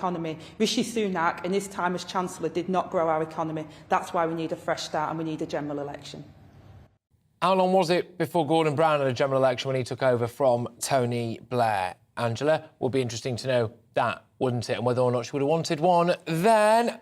Big question marks, though. Big question marks over that very issue, and we can't ignore that. And it's divided the inbox here, GBViews at gbnews.uk. Some people saying, yes, I'm a Tory party member and I've cut my membership card because I didn't vote for this guy. Other people just saying that there is a pure issue of democracy, really, and the fact that nobody has voted for Rishi Sunak. A completely 50-50 split, really, when it comes to what's going on the other side. People saying I'm sick and tired of the chaos. The markets don't need it. And actually, if we did have a general election, Labour would win. I don't want that, because then they'd be in the pockets of the unions. We're going to be talking to somebody on Westminster very shortly. But what do you make of all of this, people? GBViews at gbnews.uk. Because when Sunak officially becomes our new Prime Minister, he will become the wealthiest man to ever lead the country. I'm a little bit sick and tired of people banging on about how wealthy this guy is. Good for him, I say. So what if he went to public-private schools? So what if he went to, Oxbridge? So what if all of these things may well be true? I mean, it's a good thing, isn't it? Do we not want someone who's talented, who's competent, who's gone out in the world and actually made a bit of money? Akshata Murthy is his wife. They're sitting on a combined fortune of around 730 million quid. It appears to me, anyway, that since they've been included in the Sunday Times richest, it's exposed a lot of people, seemingly on the left, who just hate the rich. I can't believe that we live in a society where wealth creation would be such a bad thing. And if you actually look at the word association, as provided by Savanta Comres, what people think when they think of our soon-to-be new Prime Minister, the biggest word there is rich. However, just keep that on the screen, because the other words there are clever, capable, reliable, OK and rich. I would love it if people described me as reliable, capable, clever and rich. I would love that. There's certainly never anything that anyone has ever described me as. But there we are. So we're going to go to Chris Hopkins now as Political Research Director at Savanta Comrades. Thank you very much. Those are all good things, aren't they? Why does it matter if people think that Rishi Sunak's rich? A, he is. B, good for him. I think the potential conflation, Patrick, is whether rich equals out of touch. And I think that's going to be the real key now for Rishi Sunak. And yeah, you pointed out a lot of very positive words there. You're capable being, that was a massive standout one for me. And we've done these a lot with previous leaders and other candidates in the original Conservative leadership contest. And there were very few that looked as positive as that one did for Rishi Sunak. But I do think that the rich could become an issue, especially if that is construed as him being out of touch, particularly when so many across the country are struggling. Does this man understand what it's like? Can he put himself in the shoes of the ordinary person? but sorry, do we? I understand. I understand that. I do understand that. And I was listening to, dare I say, it's another radio station earlier on, and someone did call up and say, well, he's never been poor.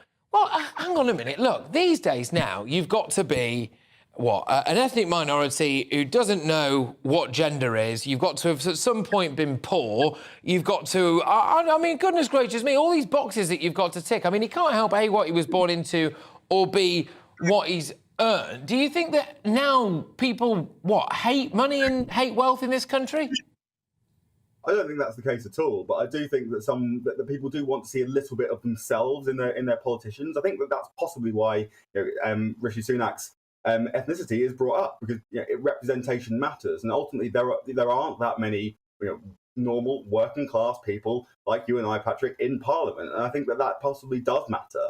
I think that Rishi Sunak also is a very extremely wealthy man. He's very much to the extreme end of that scale, and I think that those perceptions may matter. I think ultimately none of it will matter if Rishi Sunak gets on, does the job, and does end up delivering for the UK public. But I think he is possibly starting, given the economic outlook that the UK does have at the moment, and that millions of people up and down the country will be struggling. I feel that there is a potential barrier to him helping, possibly, because he is seen to be so extortionately wealthy, and therefore not necessarily being in touch with the plight of the ordinary person.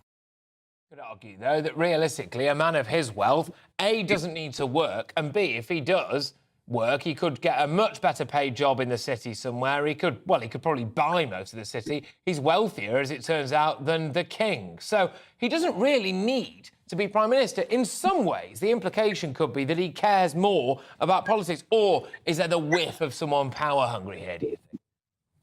I think there might be that whiff a little bit, but I think ultimately the public definitely took to Rishi Sunak during the pandemic, and I think that therefore he did build up quite a lot of good credibility during that period. I think it was only really towards the back end of the pandemic, really, in 2021, possibly even at the start of this year, where all of the tax affairs of his wife started to come out, and his popularity did start to tumble a little bit. But ultimately, I think people do trust him, and as I say, his word cloud there, despite the rich, and there were a few other negative words on there that tended to lend themselves to possibly how he stabbed Boris Johnson in the back, or is perceived on that.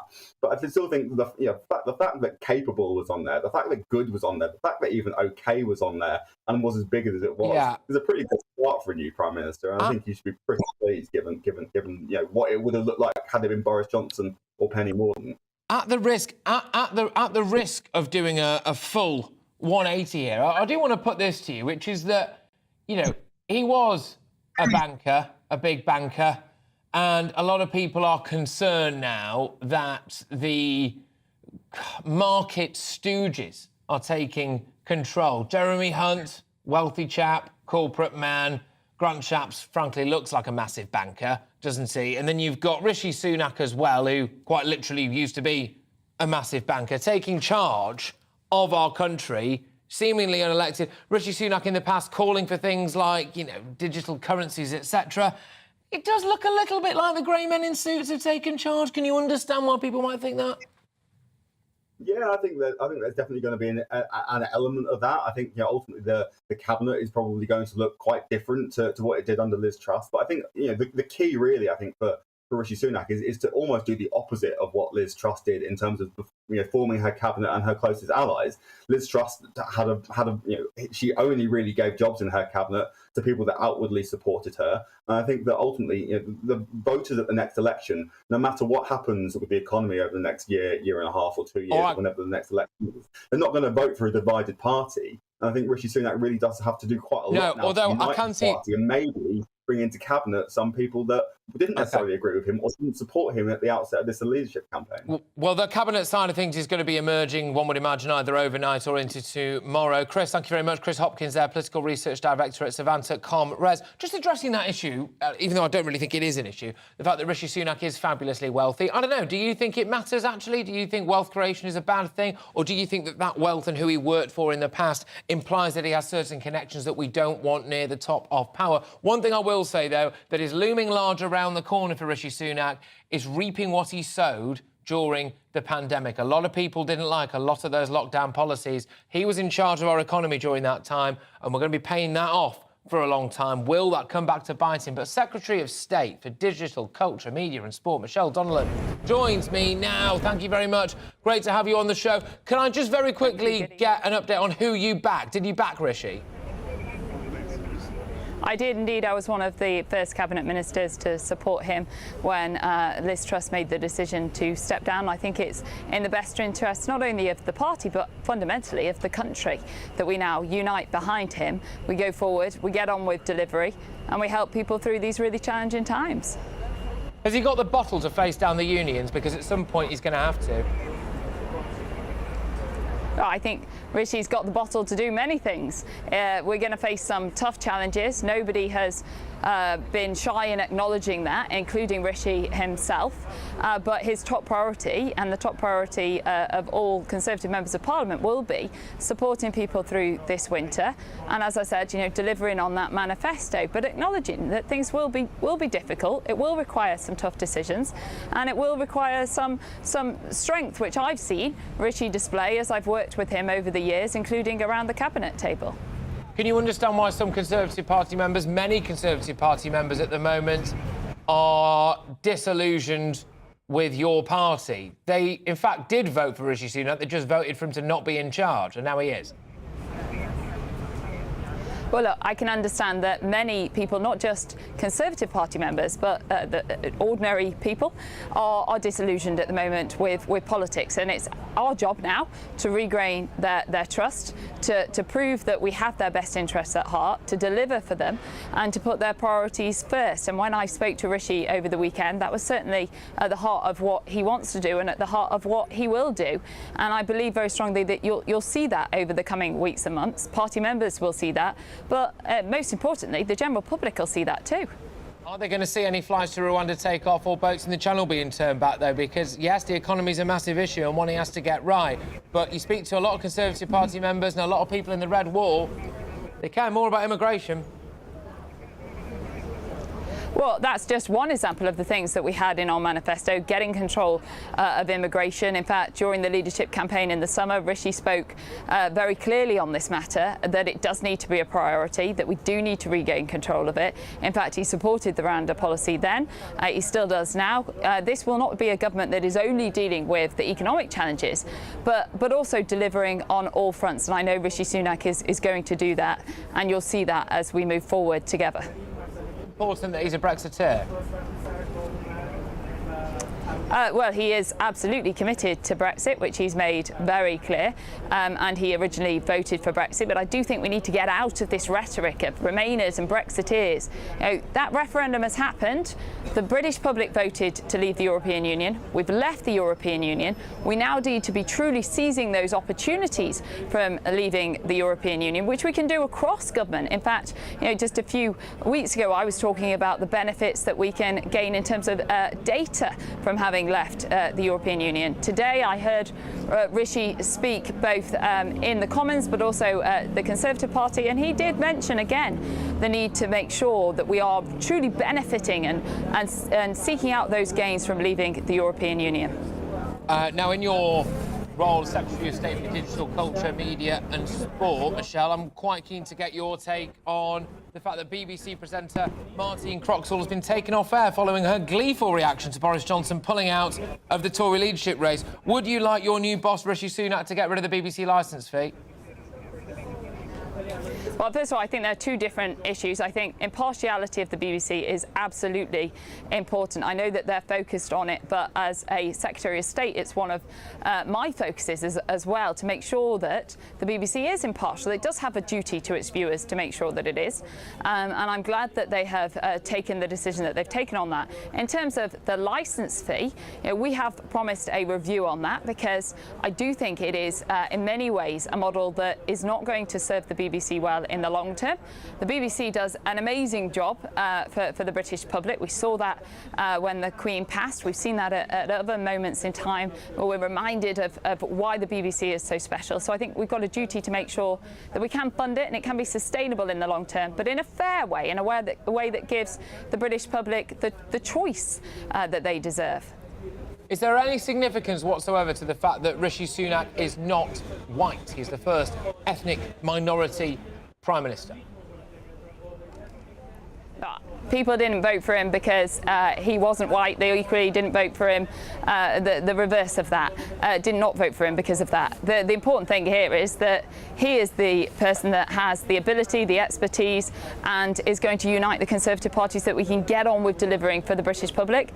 Is it fantastic that we have a broad range of talent across the party from all walks of life? Yes, it absolutely is, and it just shows how representative the Conservative Party is of modern Britain. And for that, I'm extremely proud. Well, yeah, and exactly, in the sense that it's, as far as I'm concerned anyway, the only thing that matters about the fact that Rishi Sunak happens to be not white is that now Labour can't keep dishing out the fact that the Tories are a racist party. I mean, 3 women and the first ethnic minority, I think it's quite a nice touch. It'd be interesting to see how their identity politics and their pigeonholing fares for the next few months. But very finally, Michelle Donelan, who is currently the Secretary of State for Digital Culture, Media and Sport, what cabinet role do you want now?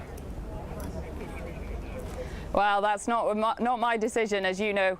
What do you want? Too well. We'll see what happens in the next few days. Look, I love the role that I'm in at the moment, but it's certainly not my decision at all. And I know that Rishi Sunak will appoint people who, based on merit and talent, and from all breadths and depths of the party. And I will back him, come what may, over the coming months and years. We've got to get behind Rishi as the Prime Minister, who's going to deliver for this country.